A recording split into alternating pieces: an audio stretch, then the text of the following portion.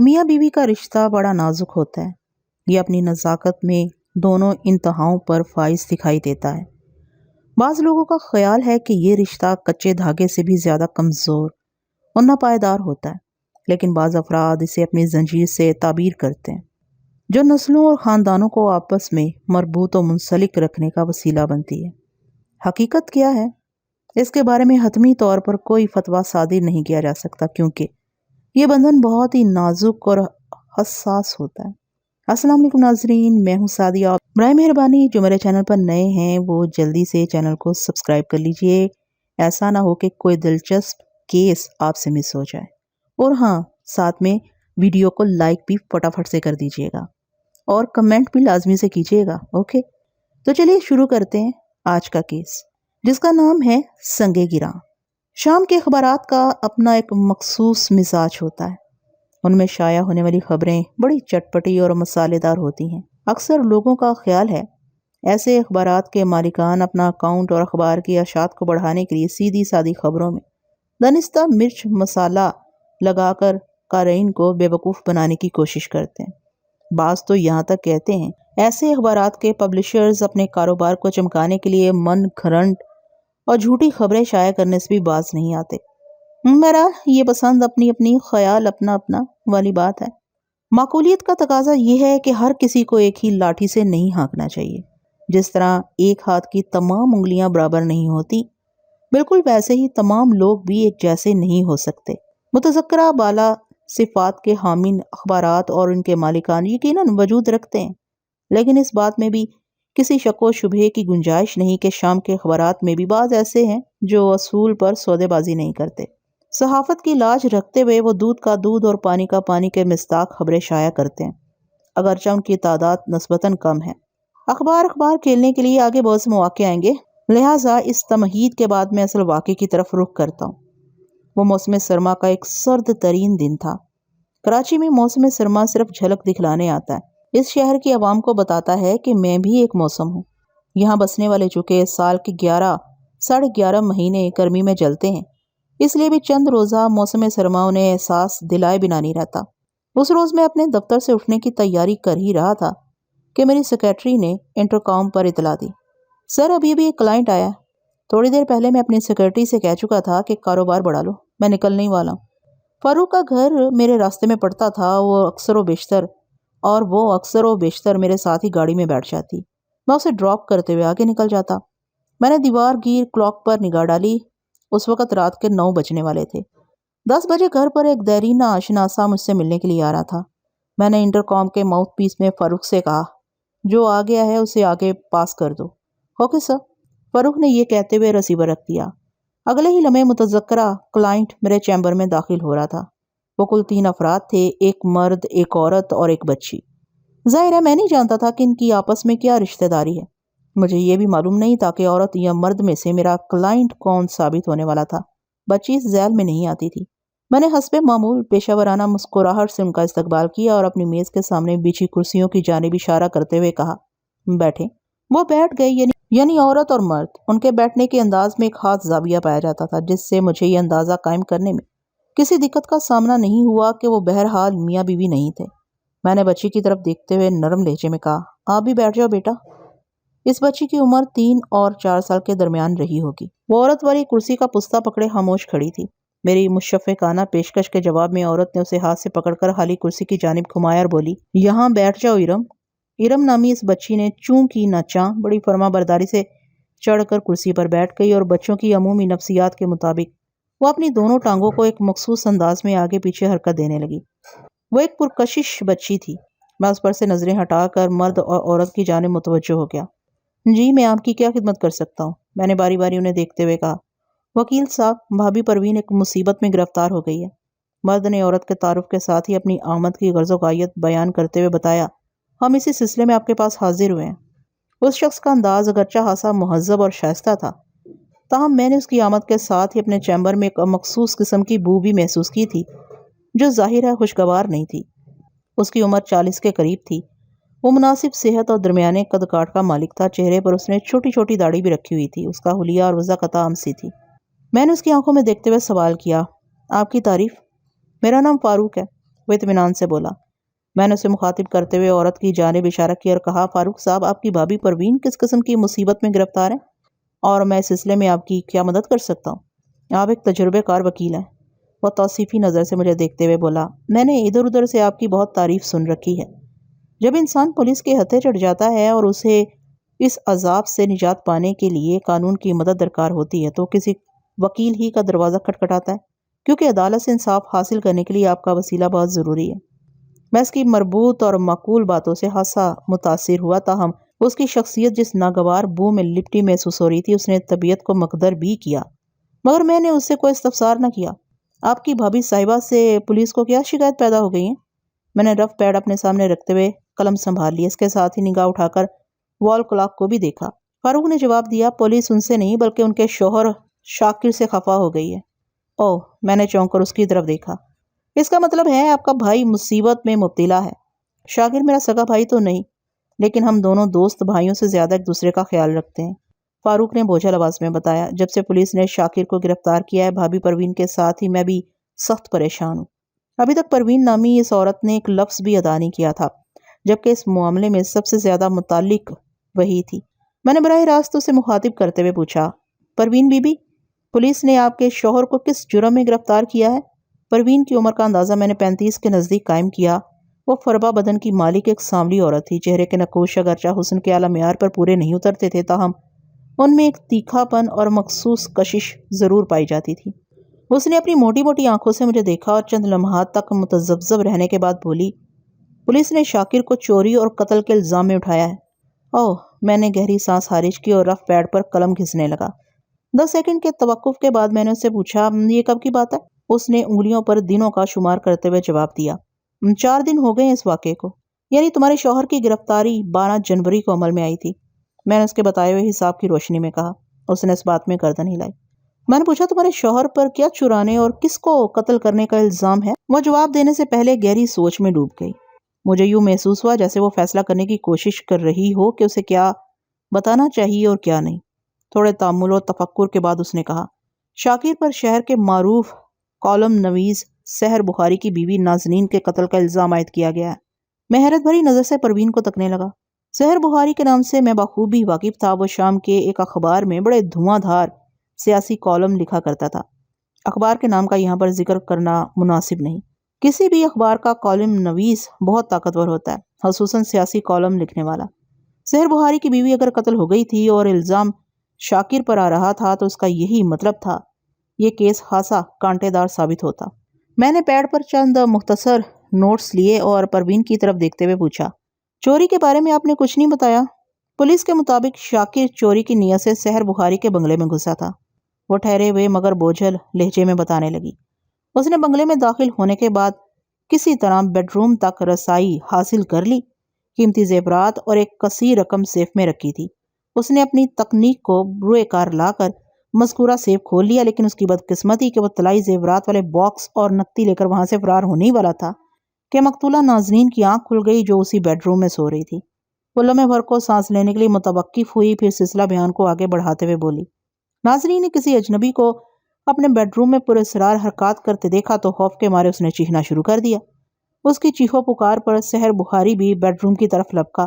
جب وہ bed room کے دروازے پر پہنچا تو یہ وہی لمحہ تھا جب شاکر افراتفری کے عالم میں بیڈ روم سے باہر نکل رہا تھا۔ پولیس اور سحر بخاری کے مطابق اس نے چھپٹا مار کر شاکر کے ہاتھ سے زیورات والے باکس اور نقدی رقم کی گڈیاں چھیننے کی کوشش کی۔ اسے اپنی کوشش میں جزوی کامیابی حاصل ہوئی، یعنی اس چھپٹنے نے زیورات والے باکس اس کے ہاتھ سے چھڑا دیے، تاہم نقدی والی گڈیوں کو اس نے مضبوطی سے تھامے رکھا۔ زیورات کے باکس بیڈ روم کے اندر اور باہر جا گرے۔ اس جزوی کامیابی سے سحر بخاری کا حوصلہ بڑھا اور اس نے شاکر کو دبوچنے کے لیے جست لگا دی۔ اس جست کا بڑا بھیانک نتیجہ برآمد ہوا۔ شاکر تو اس کے ہاتھ نہ آ سکا، تاہم وہ منہ کے بل فرش پر گرا۔ اس دوران میں صورتحال سے بوکھلا کر شاکر نے پلٹ کر عقب میں فائر کر دیا۔ سحر بخاری چونکہ زمیں بوس ہو چکا تھا، لہٰذا وہ گولی پلک چھپکتے میں بیڈ روم کے اندر پہنچی۔ اس کی راہ میں نازنین وحشت زدہ انداز میں کھڑی تھی۔ اس مہلک گولی نے اس کی کھوپڑی میں لمحاتی قیام کیے بغیر آگے گرا لی۔ فائر چونکہ بہت قریب سے کیا گیا تھا، اس لیے گولی کھوپڑی کے آر پار ہوئی تو نازنین وہیں ڈھیر ہو گئی۔ اسے موت کی آغوش میں پناہ گزین ہونے میں چند سیکنڈ ہی لگے ہوں گے۔ پروین نے کچھ لمحے رک کر پھر اپنا بیان مکمل کیا تو میں نے اس کی آنکھوں میں جھانکتے ہوئے سوال کیا، یہ تو پولیس اور سحر بخاری کا بیان ہے، آپ اپنے شوہر کے بارے میں کیا کہتی ہیں؟ میں تو اسے بے گناہ سمجھتی ہوں، وہ ایک ایک لفظ پر زور دیتے ہوئے بولی۔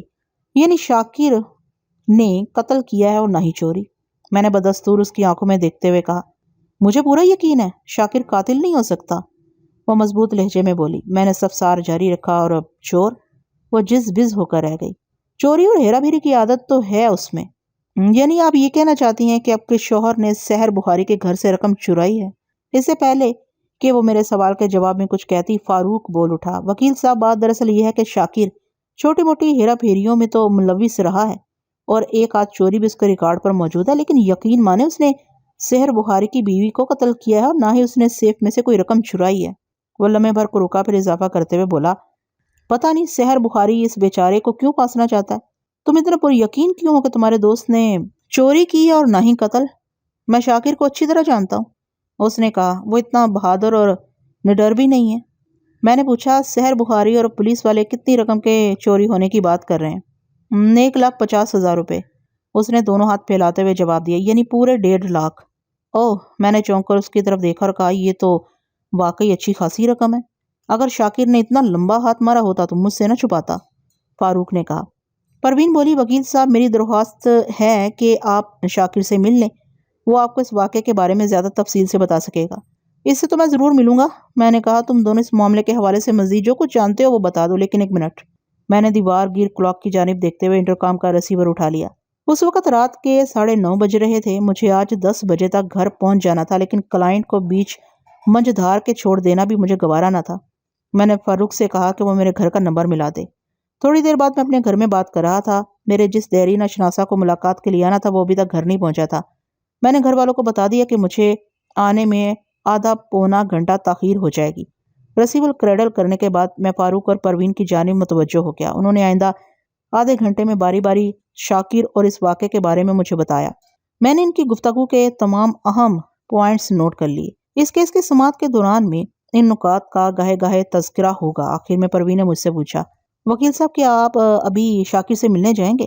شاکر کو پولیس نے عدالت میں پیش کر کے 7 دن کا ریمانڈ حاصل کر لیا تھا، اور وہ اس وقت متعلقہ تھانے کی حوالات میں زیر تفتیش تھا۔ پروین کے سوال کے جواب میں نے بتایا، پولیس 3 روز بعد اسے چالان کے ساتھ عدالت میں پیش کرے گی، لہٰذا ہمارے پاس ہوم ورک کے لیے کافی وقت ہے۔ فی الحال تو شاکر کی طرف میرا جانا ممکن نہیں، البتہ کل کسی وقت میں فرصت نکال کر اس سے ضرور ملاقات کر لوں گا۔ پولیس 3 روز بعد اسے چالان کے ساتھ عدالت میں پیش کرے گی، لہٰذا ہمارے پاس ہوم ورک کے لیے کافی وقت ہے۔ فی الحال تو شاکر کی طرف میرا جانا ممکن نہیں، البتہ کل کسی وقت میں فرصت نکال کر اس سے ضرور ملاقات کر لوں گا۔ اس کے بعد ہمارے درمیان فیس وغیرہ کے معاملات طے ہوئے۔ میں نے رقم کی وصولی کے ذیل میں ایک رسید بنا کر پروین کے حوالے کر دی۔ فاروق نے پوچھا، ہم دوبارہ کب آپ کی خدمت میں حاضری دیں؟ کیس کی سماعت شروع ہونے سے پہلے ایک مرتبہ تو آپ کو ضرور آنا ہوگا، میں نے اپنی کرسی سے اٹھتے ہوئے کہا۔ میں کل فون کر کے تمہیں بتا دوں گا کہ تمہارا آنا کب مناسب رہے گا۔ ٹھیک ہے وکیل صاحب، میں بڑی شدت سے آپ کے فون کا انتظار کروں گا۔ وہ مسافے کے لیے میرے انتہائی قریب آ گیا۔ ایک مرتبہ پھر مجھے وہ ناگوار سی بو محسوس ہوئی، لیکن میں نے اپنے چہرے کے تاثرات سے ناپسندیدگی کو ظاہر نہیں ہونے دیا اور سرسری انداز میں سے ہاتھ ملا کر انہیں دفتر سے رخصت کر دیا۔ تھوڑی دیر بعد جب میں فاروق کے ساتھ دفتر والی عمارت سے نکل کر نیچے سڑک پر پہنچا تو فاروق، پروین اور ارم مجھے سڑک کے کنارے کھڑے دکھائی دیے، شاید وہ کسی ٹیکسی وغیرہ کا انتظار کر رہے تھے۔ مجھ پر نگاہ پڑی تو فاروق نے الوداعی انداز میں ہاتھ ہلا دیا۔ میں نے اسے اپنے پاس آنے کا اشارہ کیا اور بریف کیس فاروق کی جانب بڑھاتے ہوئے کہا، تم گاڑی کے پاس پہنچو، میں اس بندے سے ایک ضروری بات کر کے آ رہا ہوں۔ فاروق میرا بریف کیس تھام کر گاڑی کی طرف بڑھ گئی جو وہاں سے 15-20 فٹ کے فاصلے پر کھڑی تھی۔ فاروق تیز قدموں سے چلتے ہوئے میرے قریب پہنچ گیا۔ میں نے آواز کو دھیما رکھتے ہوئے اسے استفسار کیا، کیا تم چرس کا دھندا کرتے ہو؟ وہ اس طرح اچھلا جیسے میں نے اس کے ہاتھ میں بجلی کا ننگا تار پکڑا دیا ہو۔ اس نے چور نظر سے دائیں بائیں دیکھا اور خجل سا ہو کر بولا، نہیں وکیل صاحب، پھر تمہارے پاس سے چرس کی مخصوص بو کیوں آ رہی ہے؟ اور وہ جی کبھی کبھار ایک آدھ سگریٹ پی لیتا ہوں، وہ ندامت امیز لہجے میں بولا، پھر کانوں کو ہاتھ لگاتے ہوئے جلدی سے اضافہ کیا، اللہ نہ کرے میں کبھی اس دھندے میں لگ جاؤں۔ میں نے قدرے سخت انداز میں کہا، فاروق، کوئی بھی دھندا ہو لین دین کے اصول پر چلتا ہے، یعنی خرید و فروخت۔ تم چرس کے کاروبار میں 50% تو لگے ہی ہوئے ہو۔ ٹھیک ہے تم یہ نشہ بیچتے نہیں مگر خریدتے تو ہو۔ اگر تم نے یہ روش نہ بدلی تو وہ دن دور نہیں جب تم چرس فروخت بھی کرنے لگو گے؟ وہ شرمندہ سی نظر سے مجھے دیکھنے لگا، پھر ہاتھ سے مضبوط لہجے میں بولا، جناب میں کوشش کروں گا کہ اس علت سے جان چھڑا لوں۔ میں نے ضروری ہدایات کے بعد اسے رخصت کر دیا۔ آئندہ روز میں ایک مناسب موقع نکال کر متعلقہ تھانے پہنچا اور اس کیس کے ملزم شاکر سے ایک تفصیلی ملاقات کی۔ اس طولانی قصے میں سے بعض غیر ضروری امور کو میں نے حذف کر دیا تاکہ آپ بوریت سے بچ جائیں۔ شاکر کی رہائش اعظم بستی میں تھی، جہاں وہ اپنے بیوی بچوں کے ساتھ ایک چھوٹے سے مکان میں رہتا تھا۔ اس کے 2 بچے تھے۔ ارم کا ذکر ہو چکا۔ موسیٰ ارم سے 1.5-2 سال بڑا تھا۔ اس کی خوش قسمتی تھی کہ اسے پروین ایسی سگڑ اور سمجھدار بیوی ملی تھی۔ وہ ایک اچھا موٹر مکینک تھا اور کالا پل کے نزدیک واقع ایک ورک شاپ میں ایک ملازم کی حیثیت سے کام کرتا ہے۔ اگر انسان کے ہاتھ میں ہنر ہو تو وہ بھوکا نہیں مر سکتا۔ شاکر کے گھر میں بھی کبھی فاقوں کی نوبت تو نہیں آئی، تاہم یہ گھرانہ تنگ دستی کا شکار ضرور رہتا تھا، اور اس کا سبب بھی وہ خود ہی تھا۔ وہ جتنا اچھا مکینک تھا، اگر ٹک کر محنت کرتا تو 1-2 سال میں اپنا ورک شاپ کھول سکتا تھا، مگر مستقل مزاجی سے کام کرنا اس کی عادت میں نہیں تھا، لہٰذا تنگ دستی مختلف محرومیوں کا روپ دھار کر اکثر و بیشتر اس کے گھر میں ڈیرا ڈالے رہتی تھی۔ فاروق بھی اسی ورک شاپ میں کام کرتا تھا جس سے شاکر وابستہ تھا۔ میں نے جب شاکر سے اس کی مختلف پھیرا پھیریوں کے حوالے سے استفسار کیا تو تھوڑے سے تامل اور تردد کے بعد اس نے اپنی کوتاہیوں کا اقرار کر لیا۔ میں اسے تازہ ترین کیس کی طرف لے آیا اور پوچھا، کیا تم چوری ہی کی نیت سے سحر بخاری کے بنگلے میں داخل ہوئے تھے؟ میں آپ کو اپنا وکیل تسلیم کر چکا ہوں، وہ گہری سنجیدگی سے بولا۔ اس لیے کوئی جھوٹ نہیں بولوں گا، یہ سچ ہے کہ میں چوری ہی کے خیال سے وہاں گیا تھا۔ تمہاری راست گوئی مجھے پسند آئی ہے۔ میں نے توصیفی نظر سے اسے دیکھا۔ وہ بولا، اگر میں آپ کو الٹی سیدھی معلومات فراہم کروں گا تو پھر آپ کس طرح میرا کیس لڑیں گے؟ شاباش، تم ایک معقول اور سمجھدار آدمی ہو، میں نے اس کی آنکھوں میں دیکھتے ہوئے نرمی سے کہا۔ پھر پوچھا، پولیس اور مقتول کے شوہر سحر بخاری کا دعویٰ ہے کہ تم نے اس رات وہاں سے 1.5 لاکھ روپے چوری کیے، نازنین تمہاری گولی سے ہلاک ہوئی اور تم اس بنگلے سے فرار ہو گئے۔ پولیس اور سحر بخاری کے اس موقف میں کتنی حقیقت ہے؟ صرف اتنی کہ میں سحر بخاری کے بنگلے میں چوری کی نیت سے داخل ہوا تھا، وہ مستحکم لہجے میں بولا۔ یعنی تم نے 1.5 لاکھ روپے چرائے ہیں اور نہ ہی نازنین تمہاری گولی سے ہلاک ہوئی ہے؟ گولی؟ اس کا لہجہ کڑوا ہو گیا۔ وکیل صاحب، آج تک میں نے کسی گن کو ہاتھ میں نہیں لیا، گولی چلانے کا مرحلہ تو اس کے بعد کا ہے۔ وقوعہ کے روز سحر بخاری کے بنگلے میں پیش آنے والے واقعے کے بارے میں تم کیا کہتے ہو؟ میں نے تیز نظر سے اسے گھورا۔ یہ تو تم بتا ہی چکے ہو کہ مذکورہ رات تم چوری کی نیت سے وہاں گھسے ضرور تھے۔ اس نے گہری سانس خارج کی اور تفصیل بیان کرتے ہوئے بولا، اس رات میں بڑی آسانی سے بنگلے میں داخل ہونے میں کامیاب ہو گیا تھا، پھر اسی آسانی کے ساتھ بیڈ روم تک رسائی بھی حاصل ہو گئی، لیکن اس سے پہلے کہ میں کوئی کارروائی ڈالتا، نازنین کی آنکھ کھل گئی اور اس نے مجھے دیکھتے ہی شور مچانا شروع کر دیا۔ کہتے ہیں چور در حقیقت بہت بزدل ہوتا ہے۔ واقعی ٹھیک کہتے ہیں۔ نازنین کی چیخو پکار سنتے ہی میں سمجھ گیا کہ گڑبڑ ہو گئی ہے، چنانچہ میں الٹے قدموں اس بنگلے سے نکل آیا۔ اور وہ 1.5 لاکھ روپے کی چوری، نازنین کا قتل؟ میں نے ٹٹولنے والی نظر سے اسے دیکھا۔ زیورات کے ڈبے وغیرہ وغیرہ؟ وہ تلخی سے بولا، یہ سب بکواس باتیں ہیں، مجھ پر جھوٹے الزامات عائد کیے جا رہے ہیں۔ وہ ایک لمحے کو متوقف ہوا، پھر قدرے بے بسی سے بولا، سیف تک پہنچنے اور اسے کھولنے کی نوبت ہی نہیں آئی، پھر میں زیورات کے ڈبے اور رقم کی گڈیاں کہاں سے نکالتا؟ میرے ساتھ تو کوئلوں کی دلالی والا معاملہ ہو گیا، حاصل وصول کچھ نہیں اور ہاتھ منہ سیاہ۔ اس طرح تو ہوتا ہے اس طرح کے کاموں میں نے زمانی رنگ میں کہا۔ پھر پوچھا، تمہاری گرفتاری کب اور کیسے عمل میں آئی؟ مجھے اگلے روز صبح 9 بجے گھر پر سے پولیس نے گرفتار کیا ہے، اس نے بتایا۔ یعنی 12 جنوری کی صبح 9 بجے؟ جی ہاں، اس نے جواب دیا۔ اس حساب سے واردات گزشتہ رات یعنی 11 جنوری کو پیش آئی تھی۔ میں نے اچانک اس سے ایک اہم سوال کیا، پولیس کو یہ کیسے معلوم ہوا کہ پچھلی رات تم ہی سحر بخاری کے بنگلے میں نقب لگانے گئے تھے؟ انہیں یقیناً سحر بخاری ہی نے بتایا ہوگا، وہ سادگی سے بولا۔ کیا مطلب؟ میں چونک اٹھا۔ کیا سحر بخاری کو یہ بات پتہ تھی کہ اس کے بنگلے میں گھسنے والے چور تم ہو؟ وہ بڑی رسان سے بولا، میرا خیال ہے اس نے مجھے پہچان لیا تھا۔ اس کا مطلب ہے وہ تمہارا صورت آشنا ہے؟ اس نے اس بات میں گردن ہلا دی۔ میں نے تنبیہی لہجے میں کہا، دیکھو شاکر، تم اگر چاہتے ہو کہ میں سنجیدگی سے تمہارے کیس میں ہاتھ ڈالوں تو تم مجھ سے کچھ چھپانے کی کوشش نہ کرنا۔ وہ خاموشی سے میرے مزید بولنے کا انتظار کرنے لگا تو میں نے گمبھیر لہجے میں کہا، تمہاری اور سحر بخاری کی باہمی واقفیت اور شناسائی کس نوعیت کی ہے؟ مجھے کھل کر بتاؤ۔ اس نے بتایا کہ سحر بخاری اپنی گاڑی کے سلسلے میں اس ورک شاپ میں آتا رہتا تھا جہاں وہ بطور مکینک کام کرتا تھا۔ اس طرح ان میں تھوڑی بہت رہو رسم پیدا ہو گئی۔ اسے شناسائی کی کاروباری قسم کہا جا سکتا ہے۔ ایک مرتبہ سحر بخاری کی گاڑی کسی کام کی غرض سے ان کی ورک شاپ آئی ہوئی تھی۔ سحر بخاری کسی وجہ سے گاڑی لینے نہ آ سکا اور ورک شاپ کے مالک سے اس نے گاڑی گھر بھجوانے کو کہہ دیا۔ سحر بخاری کا بنگلہ وہاں سے زیادہ دور بھی نہیں تھا، وہ بلوچ کالونی میں رہتا تھا۔ ورک شاپ کے مالک عبدالشکور نے اس کی ڈیوٹی لگا دی کہ وہ گھر جانے سے پہلے گاڑی کو سحر بخاری کے بنگلے پر چھوڑ دے گا۔ اس طرح شاکر کو سحر بخاری کا گھر دیکھنے کا موقع مل گیا۔ وہ اس کے عالیشان بنگلے کو دیکھ کر بہت متاثر ہوا تھا۔ اس تفصیل کے اختتام پر اس نے کہا، وقوع کی رات بیڈ روم میں مجھے دیکھ کر ناظرین نے چیخنا چلانا شروع کیا تو سحر بخاری لپک کر ادھر آ گیا تھا۔ ایک لمحے کے لیے ہماری آنکھیں چار ہوئی تھی، شک نہیں بلکہ مجھے یقین ہے کہ سحر بخاری نے اسی لمحے مجھے بخوبی پہچان لیا تھا۔ وہ لمحے بھر کو متوقف ہوا، پھر اضافہ کرتے بولا، ازاں بعد اس نے پولیس کو میرے بارے میں بتا دیا ہوگا، چنانچہ اگلی صبح پولیس والے میرے گھر پر پہنچ گئے۔ بس اتنی سی حقیقت ہے۔ اس کے علاوہ سحر بخاری اور پولیس والے مجھے جن الزامات میں جکڑنے کی کوشش کر رہے ہیں ان کا حقائق سے کوئی تعلق نہیں۔ میں نے پوری توجہ سے اس کی بات سنی۔ وہ میرے تجربے میں آنے والا ایک منفرد نوعیت کا موکل تھا۔ میں نے اسے پوچھا، کیا تمہیں اپنے حالات کی سنگینی کا اندازہ ہے؟ جی ہاں، میں محسوس کر رہا ہوں کہ مجھ پر بڑا کڑا وقت آن پڑا ہے۔ سحر بخاری کے بنگلے میں نقب لگانے کا خیال تمہارے ذہن میں کیوں کر پیدا ہوا؟ میں کوئی عادی چور نہیں ہوں وکیل صاحب، وہ باہستگی بولا، بس ایک منظر نے میری نیت میں فطور بھر دیا تھا۔ کیسا منظر؟ میں نے تیز لہجے میں دریافت کیا۔ وہ بتانے لگا، 11 جنوری کی شام سحر بخاری اپنی گاڑی میں ہماری ورک شاپ آیا۔ اس وقت اس کے ساتھ ایک خوبصورت عورت بھی موجود تھی جو اس کے پہلو میں پیسنجر سیٹ پر بیٹھی تھی۔ میں اس عورت کے حسن کو دیکھ کر ایک لمحے کے لیے کھوسا گیا تھا۔ میں نے اتنا حسین چہرہ اپنی زندگی میں پہلے کبھی نہیں دیکھا تھا۔ وہ ایک لمحے کے لیے رکا، پھر اسی ٹرانس میں بولتا چلا گیا۔ میں گاڑی کی اوٹ سے اس پرکشش عورت یک ٹک دیکھتا چلا گیا۔ کچھ دیر بعد ایک دوسرے مکینک نے جھنجھوڑ کر میری محویت کا کھانا خراب کر دیا۔ میں نے ہڑبڑا کر اس کی طرف دیکھا تو اس نے کہا، شکور صاحب تمہیں بلا رہے ہیں۔ میں لپک کر ورک شاپ کے مالک کے پاس پہنچ گیا۔ شکور صاحب نے میرے دل کی مراد پوری کر دی۔ میں اس وقت سب کچھ بھلا کر صرف اور صرف اسی دلکش عورت کو دیکھنا چاہتا تھا۔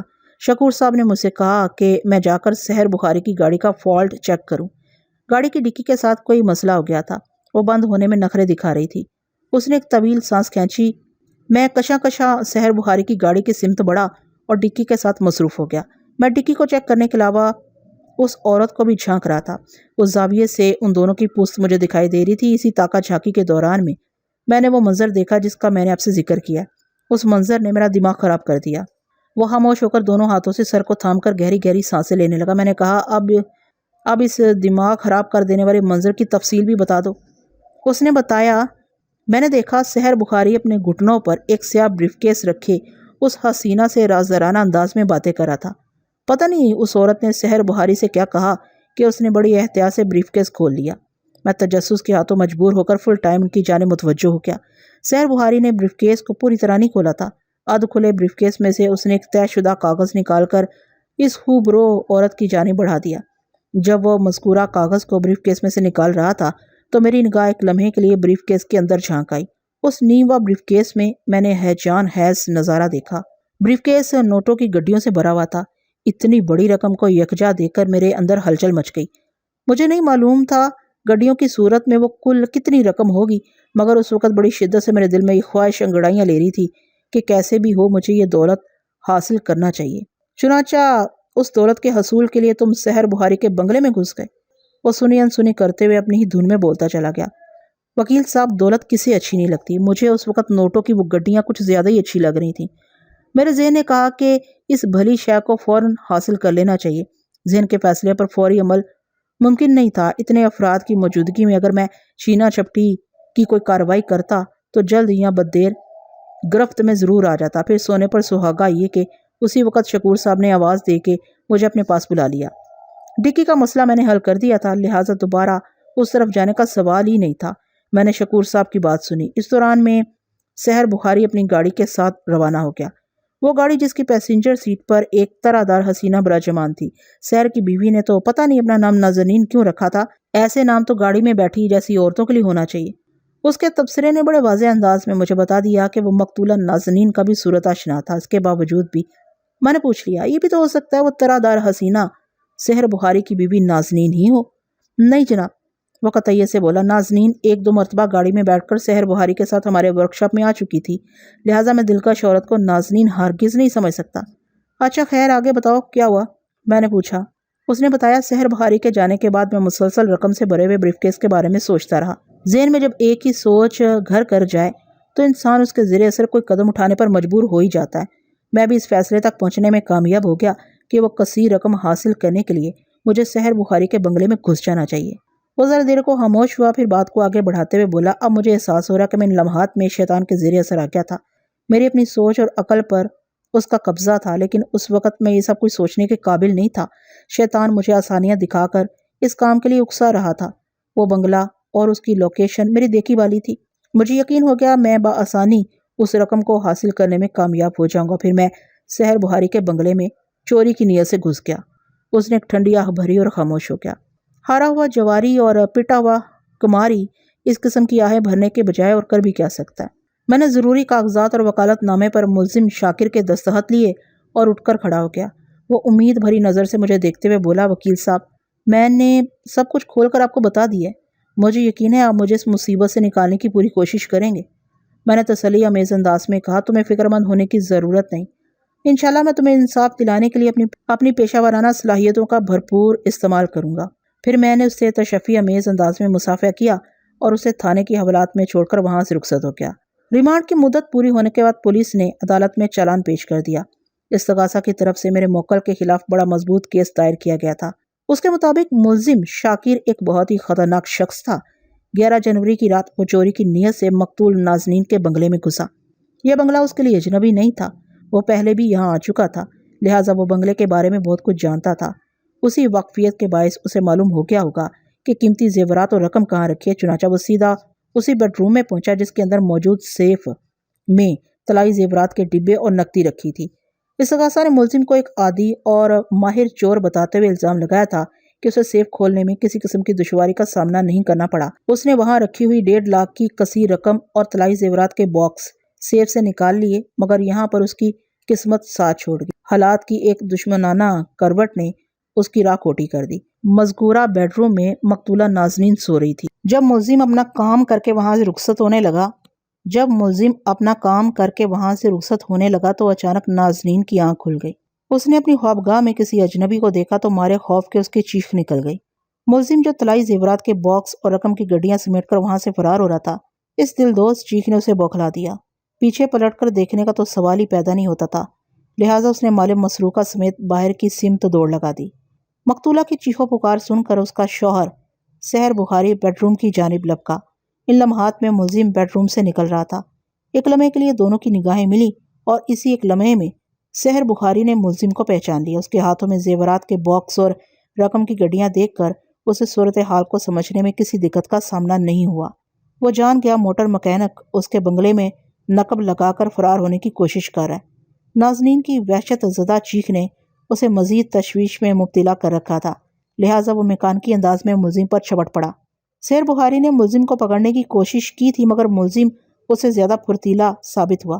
تاہم اس کوشش میں سحر بخاری کو ادھوری کامیابی حاصل ہو گئی۔ وہ ملزم کو گرفت میں تو نہ لا سکا، مگر اس کے چھپٹنے نے کام دکھا دیا۔ زیورات والے باکس اس کے ہاتھ سے نکل کر ادھر ادھر بکھر گئے۔ سحر بخاری نے ملزم کو روکنے اور دبوچنے کی ایک اور کوشش کی۔ وہ کسی چیتے کے مانند اس پر چپٹا۔ یہ جست بیکار ثابت ہوئی۔ ملزم تو اس کے ہاتھ نہ آ سکا، مگر وہ منہ کے بل فرش پر آ رہا۔ ملزم نے صورتحال سے بوکھلا کر ریوالور نکال لیا۔ وہ یہ جان گیا تھا کہ سحر بخاری نے اسے پہچان لیا ہے۔ اگر وہ رقم لے کر وہاں سے فرار بھی ہو جاتا تو اس کا بچنا ممکن نہیں تھا۔ سحر بخاری کی نشاندہی پر جلد یا بددیر اسے گرفتار کر لیا جاتا۔ اس کا تحفظ اسی میں تھا کہ وہ سحر بخاری کو قتل کر دے۔ چنانچہ اس نے پلٹ کر سحر بخاری پر فائر کر دیا۔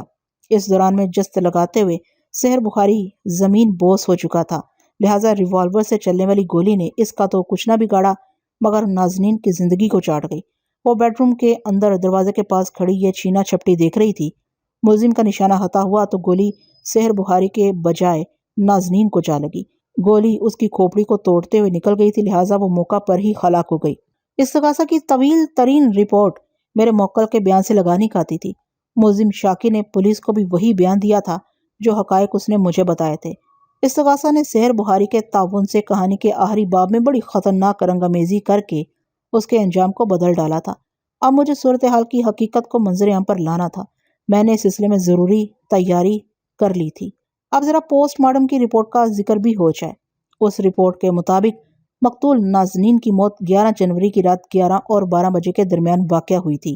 موت کا سبب وہ گولی بنی تھی جو اس کی کھوپڑی میں عقب سے گھس کر پیشانی سے باہر نکل گئی۔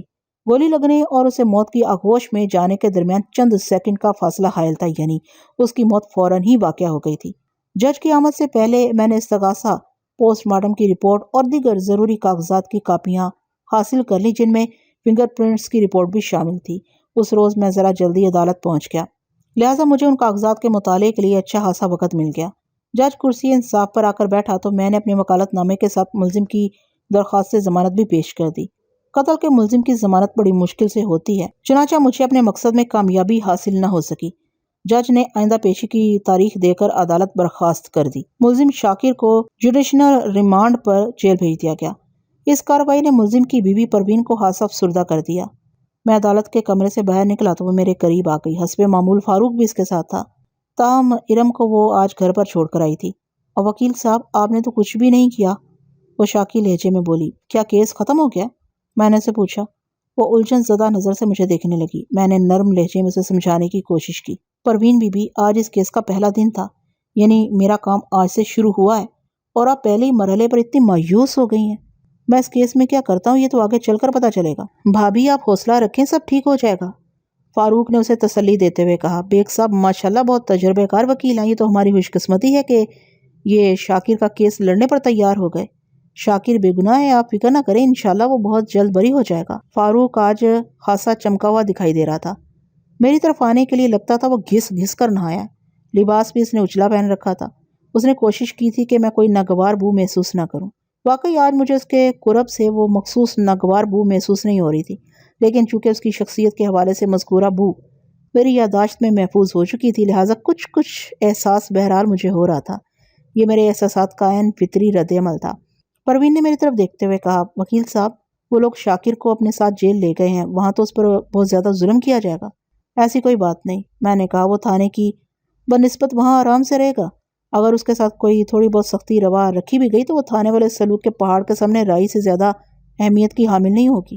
میری تسلی تشفی سے وہ ہنسی مطمئن نظر آنے لگی۔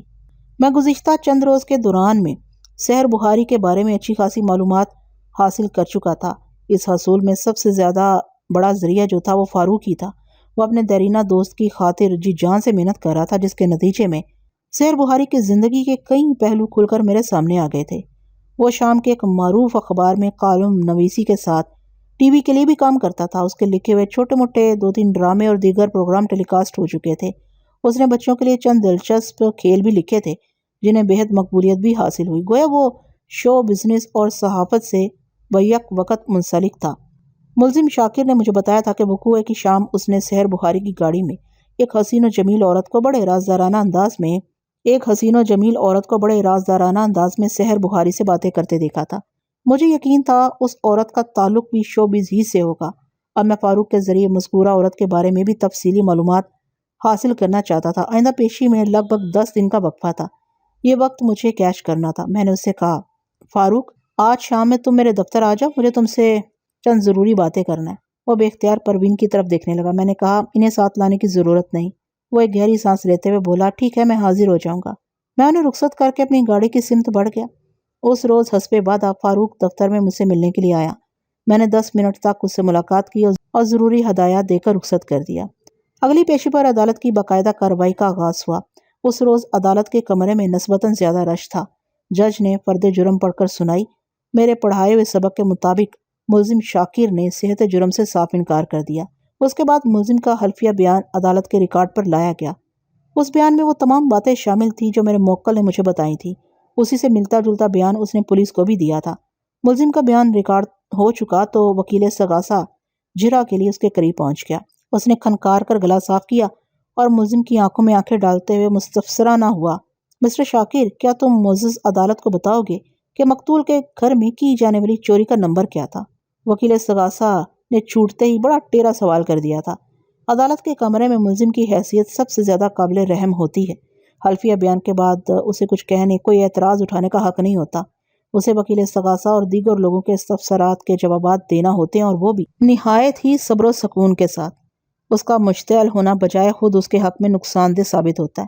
ملزم کی حیثیت سے سر جھکائے کٹہرے میں کھڑے رہنا اور نہایت سنجیدگی سے وکیل مخالف کی جرح کا مقابلہ کرنا بالآخر اسے فتح کے قریب لے جاتا ہے، کیونکہ دوسرے اینڈ پر اس کا وکیل دھواں دھار انداز میں سٹروک کھیل رہا ہوتا ہے۔ ملزم شاکر نے میری ہدایات کو ذہن میں رکھتے ہوئے مضبوط لہجے میں کہا، میں کوئی عادی چور نہیں ہوں جناب، بس یہ غلطی ہو گئی۔ ملزم کے لیے یہ تسلیم کرنا مفید ثابت ہوتا ہے کہ وہ چوری کی غرض سے سحر بخاری کے بنگلے میں داخل ہوا تھا، لیکن مقتول کی آنکھ کھل جانے کے باعث اسے ناکام لوٹنا پڑا۔ چوری والی بات سے انکار ممکن نہیں تھا، کیونکہ بنگلے کے بیڈ روم کے دروازے پر اور دیگر اندرونی کئی مقامات پر سے اس کے فنگر پرنٹس حاصل کیے جا چکے تھے۔ وکیل استغاثہ ملزم کا جواب سن کر برہمی سے بولا، تم شرافت سے اپنے کارناموں کی تعداد بتاؤ گے یا میں تمہارا کچا چٹھا کھول کر رکھ دوں؟ آبجیکشن یور آنر، میں نے اپنی سیٹ پر سے اٹھ کر بآواز بلند کہا، اس وقت عدالت میں جو کیس زیر سماعت ہے اس کے مطابق میرے موکل پر 1.5 لاکھ روپے کی چوری اور نازنین کے قتل کا الزام ہے۔ وکیل استغاثہ کو چاہیے کہ وہ اصل موضوع سے ادھر ادھر ہونے کی کوشش نہ کریں۔ جج نے پوری توجہ سے میرا اعتراض سنا اور سوالیہ نظر سے وکیل استغاثہ کی طرف دیکھتے ہوئے بولا، کیا زیر سماعت کیس کا ملزم کے ماضی سے بھی کوئی گہرا تعلق ہے؟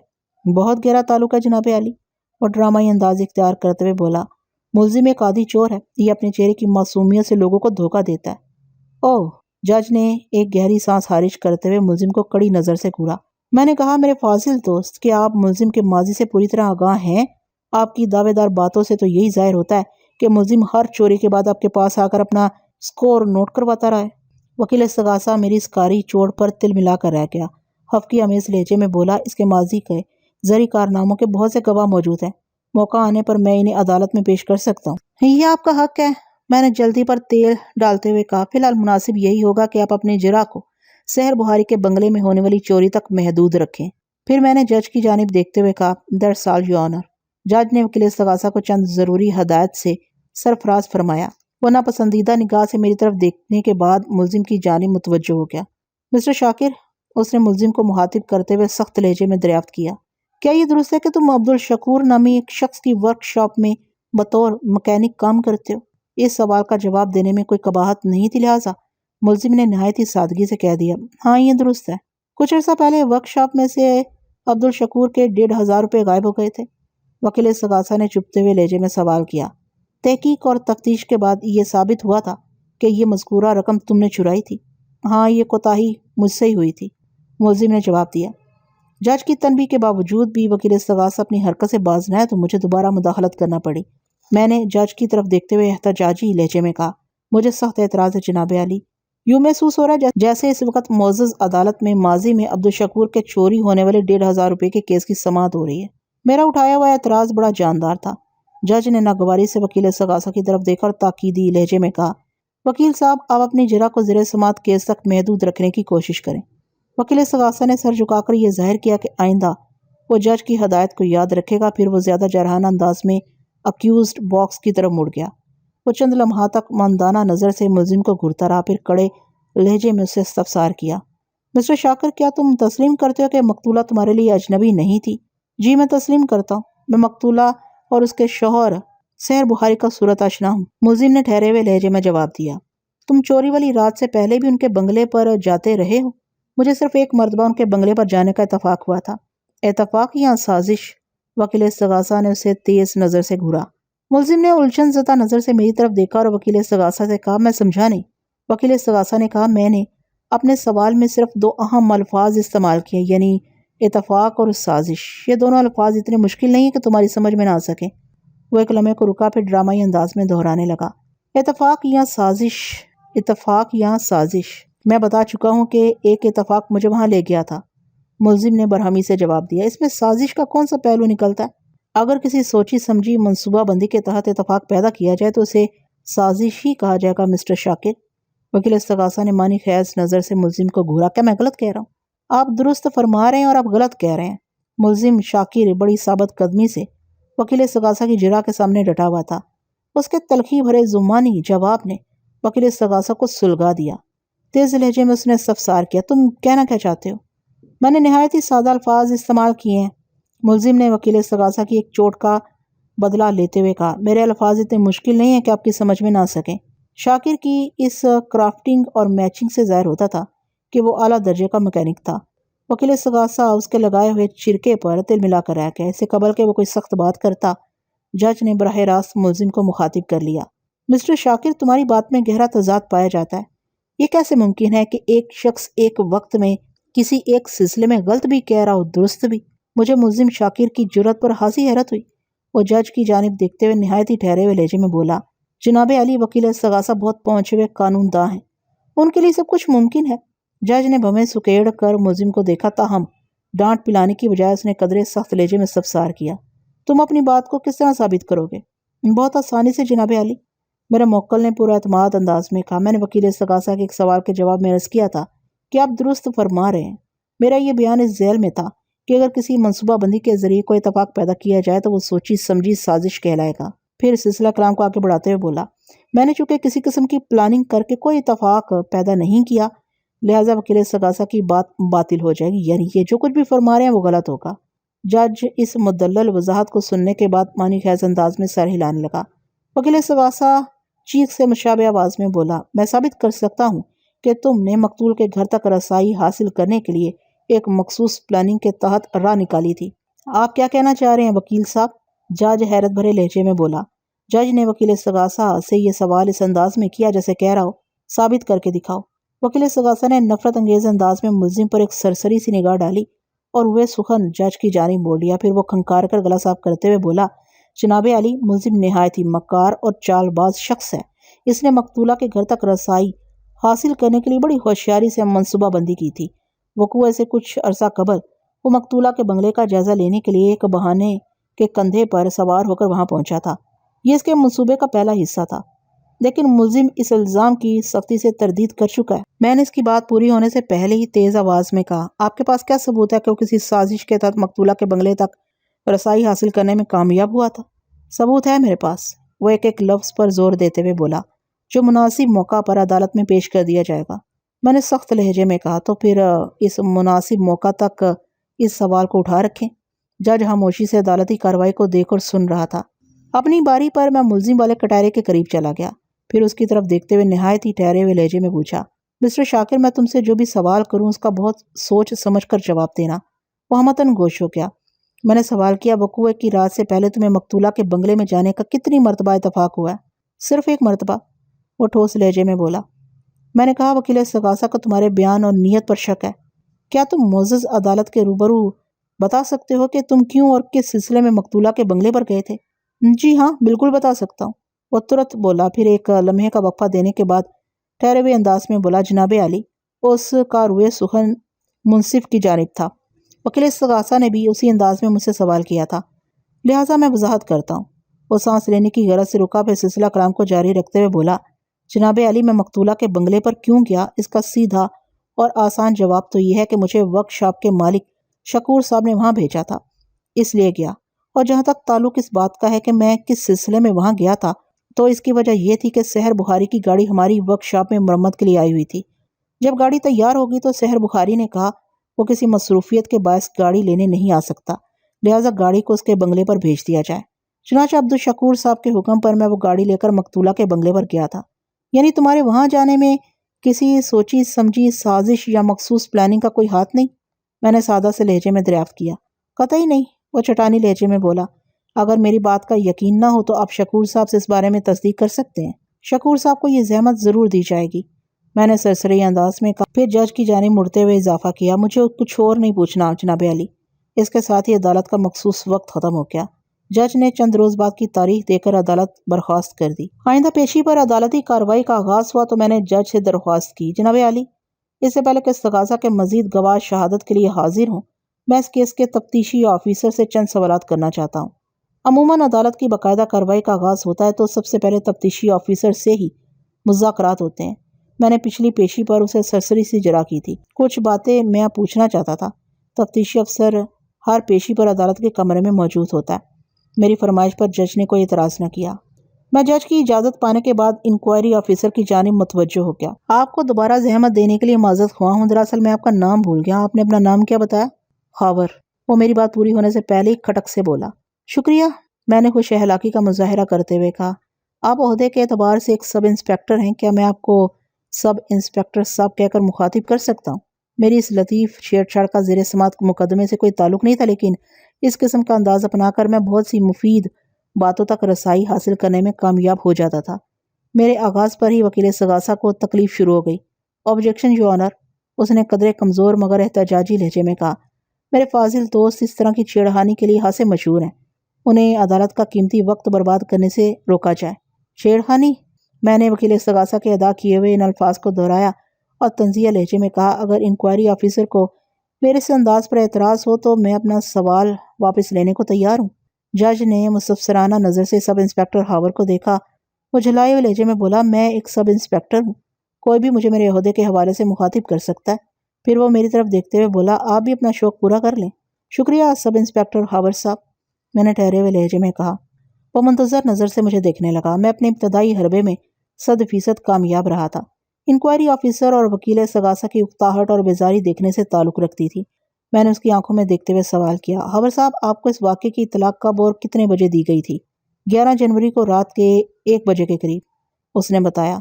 رات 1 بجے کا مطلب ہے 12 جنوری کا دن آغاز ہو چکا تھا۔ جی ہاں، حساب کتاب تو یہی بتاتا ہے، وہ سادگی سے بولا۔ آپ بتائیں، جائے وقوع پر آپ کتنے بجے پہنچے تھے؟ 2:30 بجے، اس نے بتایا۔ اتنی تاخیر کیوں؟ میں نے تیز لہجے میں دریافت کیا، حالانکہ پولیس اسٹیشن جائے واردات سے زیادہ فاصلے پر بھی نہیں۔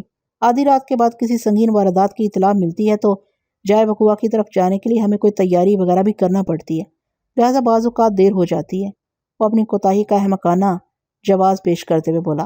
خیر، میں آپ سے تیاری کی تفصیل نہیں پوچھوں گا، میں نے سرسری انداز میں کہا، کیونکہ یہ 2 طرفہ معاملہ ہے۔ میں نے آخری جملہ معنی خیز اور پراسرار انداز میں ادا کیا تو سب انسپکٹر چونک کر دائیں بائیں دیکھنے لگا۔ پھر اس کی سوالیہ نظر مجھ پر ٹک گئی۔ وہ کچھ پریشان سا ہو گیا تھا، اس کی الجھن ہنسی محظوظ کن تھی۔ میں نے دوستانہ لہجے میں کہا، ہاور صاحب، آپ کے دائیں بائیں کچھ بھی نہیں ہے۔ میں نے جس 2 طرفہ گڑبڑ کا ذکر کیا اس سے میری مراد پولیس اور سحر بخاری ہے۔ پوسٹ مارٹم کی رپورٹ کے مطابق مقتولہ نازنین کی موت 11 جنوری کی رات 11 اور 12 بجے کے درمیان واقع ہوئی تھی۔ اگر موت کا اوسط وقت 11:30 بھی مقرر کر لیا جائے تو اس وقت سے رات کے 1 بجے تک پورا 1.5 گھنٹہ بنتا ہے۔ میں لمحے بھر کو متوقف ہوا، پھر بات کو آگے بڑھاتے ہوئے کہا، یوں محسوس ہو رہا ہے جیسے پولیس اور سحر بخاری کے درمیان ٹھن گئی تھی۔ وہ تاخیر کھیلنے لگے۔ بالآخر یہ مقابلہ برابر چھوٹا۔ آپ لوگ بھی ٹھیک 1.5 گھنٹہ دیر سے جائے وقوع پر پہنچے تھے، کیا میں غلط کہہ رہا ہوں؟ آپ غلط نہیں کہہ رہے، 1 بجے سے 2:30 بجے تک 1.5 گھنٹہ ہی بنتا ہے۔ اس نے ایسے گول مول انداز میں جواب دیا کہ اسے کسی بھی خانے میں فٹ کیا جا سکتا تھا۔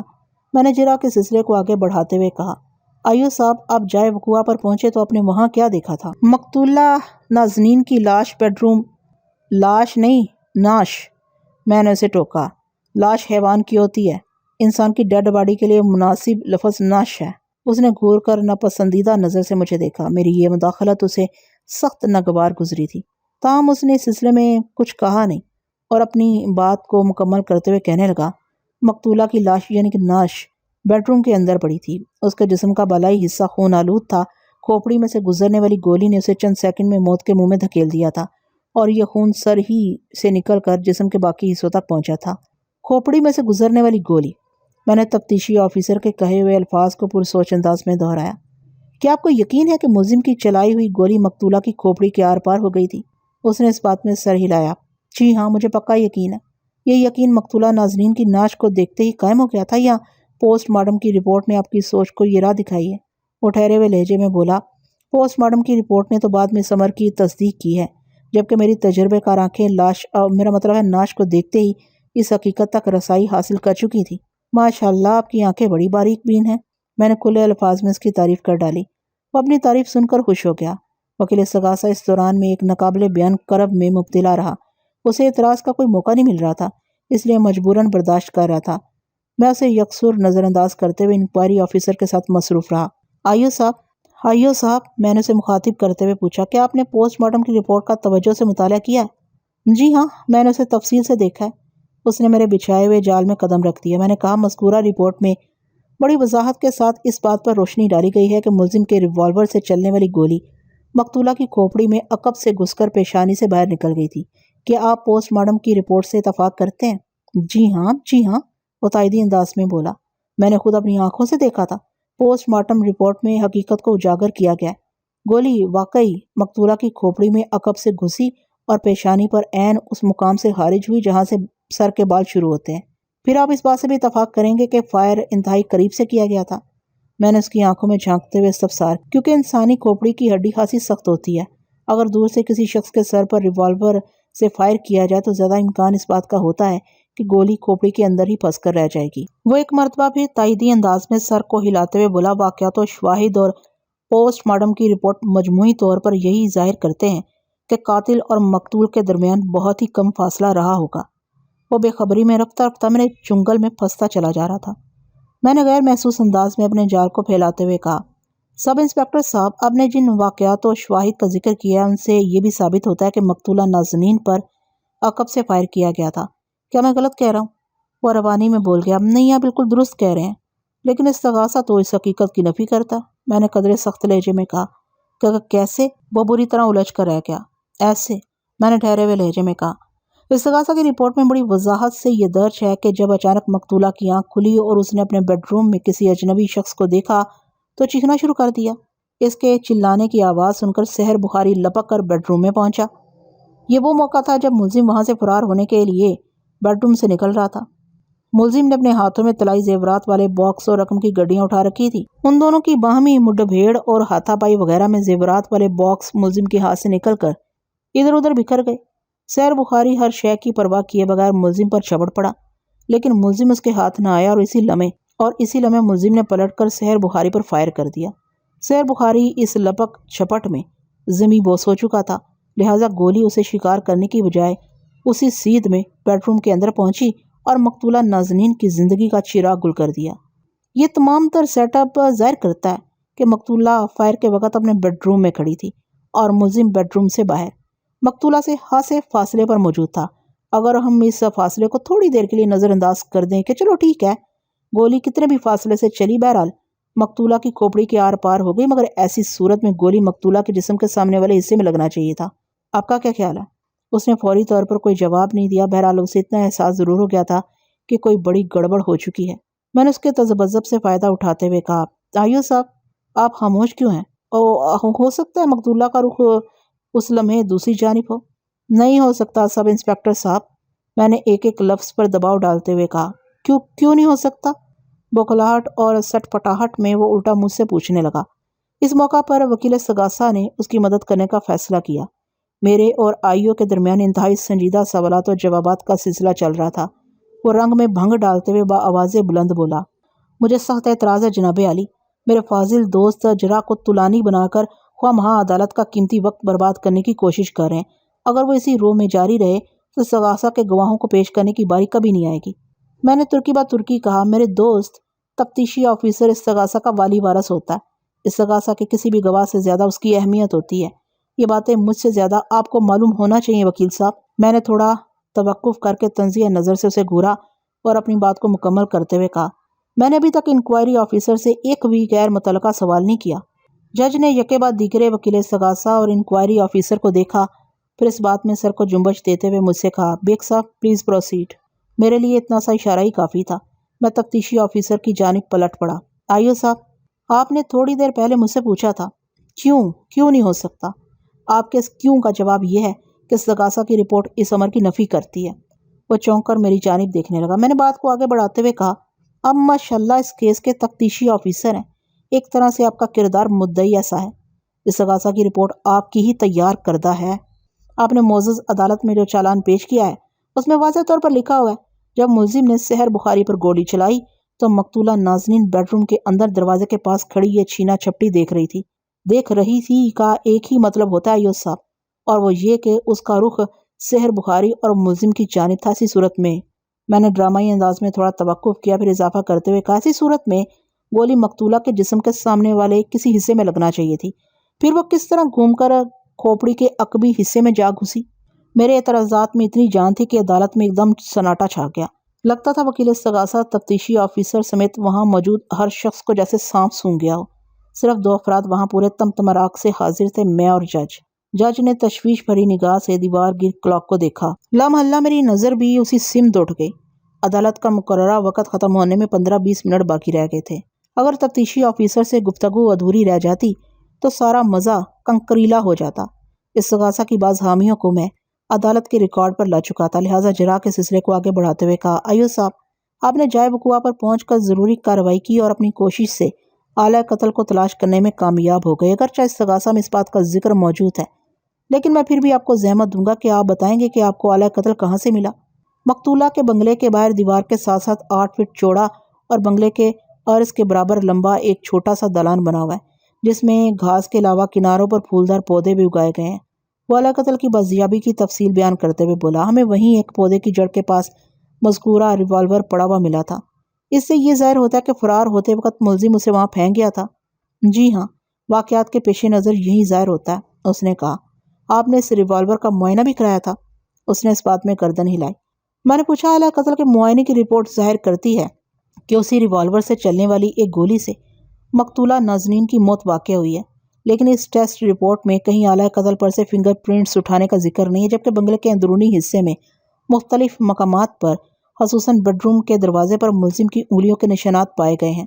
میں کلمے کو رکا، پھر سلسلہ کلام کو آگے بڑھاتے ہوئے سوال کیا کہ آپ آلہ قتل پر سے ملزم کے فنگر پرنٹس اٹھانا بھول گئے تھے یا وہاں فنگر پرنٹس دستیاب نہیں ہو سکے؟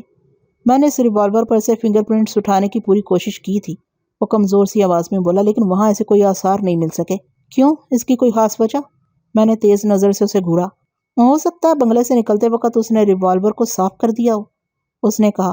حالات و واقعات سے تو یہ ممکن نظر نہیں آتا، میں نے تیکھے لہجے میں کہا۔ سحر بخاری نے ملزم سے نگاہیں چار کرتے ہی اسے پہچان لیا تھا، نہ صرف پہچان لیا تھا بلکہ اسے روکنے کی کوشش بھی کی تھی۔ استغاثہ کی رپورٹ میں یہی سب لکھا ہوا ہے یا نہیں؟ میں نے بات ادھوری چھوڑ کر اس سے کڑا استفسار کیا۔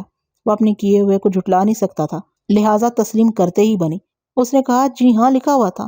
اگر لکھا ہوا ہے تو اس کا یہی مطلب ہے کہ ایسا ہوا بھی ہوگا۔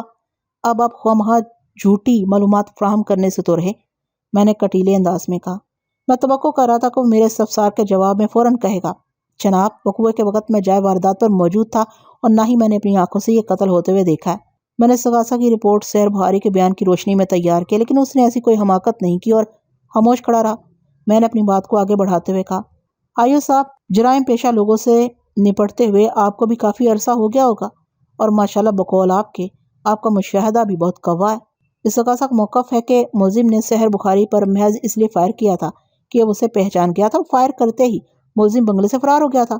میں نہیں سمجھتا کہ ایسی صورتحال میں ملزم کے پاس اتنی فرصت ہو کہ وہ بنگلے سے نکلتے وقت آلہ قتل کو صاف کر کے لان کے اندر پھینکتا ہوا چلا جائے۔ کسی بھی قتل کے کیس کو حل کرنے کے لیے دو چیزیں سب سے زیادہ اہم ہوتی ہیں، قتل کا محرک اور آلہ قتل کی بازیابی۔ اس کیس میں استغاثہ نے قتل کا محرک یہ بیان کیا ہے کہ ملزم نے محض اس خوف سے کہ سحر بخاری اسے پہچان لیا ہے، اس پر گولی چلا دی۔ اگر اس محرک کو درست تسلیم کر لیا جائے تو پھر ریوالور کی دستیابی اسے لگا نہیں کھاتی۔ ان حالات میں تو ملزم پر لازم تھا وہ آلہ قتل کو ہر صورت اپنے ساتھ لے کر جائے اور اس کا کوئی ایسا بندوبست کر دے کہ وہ پولیس کے ہتھے نہ چڑھے۔ یہ بات ہضم ہونے والی نہیں کہ ملزم بنگلے سے فرار ہوتے وقت اپنے جرم کے سب سے بڑے سراغ یعنی آلہ قتل کو بھی جائے وقوع پر پھینک کر چلا گیا۔ آپ کیا فرماتے ہیں بیچ اس مسئلے کے؟ ان دنوں اچھا خاصا ٹھنڈا موسم تھا، لیکن میں نے دیکھا کہ میری جرا کی تپش نے انکوائری آفیسر کی پیشانی کو عرق آلودہ کر دیا تھا۔ ہاور کی زبان سے انکار یا اقرار سننے کی مجھے ضرورت نہیں تھی۔ دراصل میں وہ تمام اہم نکات درجہ بدرجہ معزز عدالت کے لمحے لانا چاہتا تھا جو آگے چل کر میرے لیے مفید اور معاون ثابت ہوتے، اور میں نے جج کے تاثرات سے یہ اندازہ لگا لیا کہ مجھے اس کوشش میں خاطر خواہ کامیابی حاصل ہوئی تھی۔ وقت بہت کم باقی بچا تھا، لہٰذا میں نے انکوائری آفیسر کو نپٹانے کا فیصلہ کر لیا۔ آئیو صاحب، آپ زیادہ پریشان نہ ہوں، میں نے اسے مخاطب کرتے ہوئے کہا۔ ہم آپ کی رپورٹ کے اختتامی حصے کو دیکھتے ہیں۔ وہ قدرے مطمئن ہو کر میری طرف دیکھنے لگا۔ جج اس کے چہرے کے بدلتے ہوئے تاثرات کو بڑی دلچسپی سے نوٹ کر رہا تھا۔ میں نے کہا، آپ نے کس کی نشاندہی پر ملزم کو گرفتار کیا تھا؟ ظاہر ہے سحر بخاری کی نشاندہی پر، وہ جلدی سے بولا۔ ملزم کی گرفتاری کتنے بجے عمل میں آئی تھی؟ میں نے پوچھا۔ 12 جنوری کی 9 بجے صبح، اس نے بتایا۔ آپ نے ملزم کو کہاں سے گرفتار کیا؟ اس کے گھر واقع اعظم بستی سے۔ میں نے کہا، استغاثہ کے مطابق چوری اور قتل کی واردات 11 جنوری کی رات کو 11 اور 12 کے درمیان پیش آئی۔ آپ لگ بھگ 2:30 بجے رات جائے وقوع پر پہنچ گئے، لیکن ملزم کی گرفتاری کے لیے اگلی صبح 9 بجے کا انتظار کیوں کیا؟ آپ کو چاہیے تھا کہ راتوں رات ہی ملزم پر ہاتھ ڈال دیتے۔ اس کی ایک خاص وجہ تھی، وہ تھوک نگلتے ہوئے بولا۔ سحر بخاری ملزم کو ورک شاپ کے حوالے سے جانتا تھا اور آدھی رات کے وقت وہ ورک شاپ بند پڑی تھی۔ ہم بے بس ہو کر رہ گئے۔ بہرحال ہم نے اگلی صبح سورج طلوع ہوتے ہی ورک شاپ پر ڈیرا ڈال دیا، اور جیسے ہی ایک بندے نے 8:45 بجے ورک شاپ کھولا، ہم نے اسے پکڑ لیا۔ وہ ملزم اس کے گھر کے پتے سے واقف تھا۔ ہم نے اسے ساتھ لیا اور سیدھے اعظم بستی پہنچ گئے۔ اس تاخیر کے باعث ہمیں بھی بہت نقصان اٹھانا پڑا۔ اگر ہم رات ہی میں اسے چھاپ لیتے تو صورتحال قدرے مختلف ہوتی۔ خیریت، آپ کو کون سا نقصان اٹھانا پڑا؟ میں نے چونک کر اس سے پوچھا۔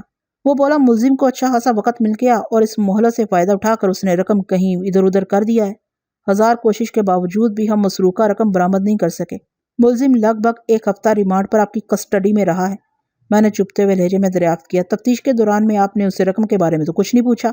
1.5 لاکھ ایک اچھی خاصی رقم ہوتی ہے۔ اس زمانے میں 1.5 لاکھ روپے کی ایک حیثیت ہوا کرتی تھی، خاص طور پر ملزم جیسے موٹر مکینک کے لیے یہ ایک کثیر رقم تھی۔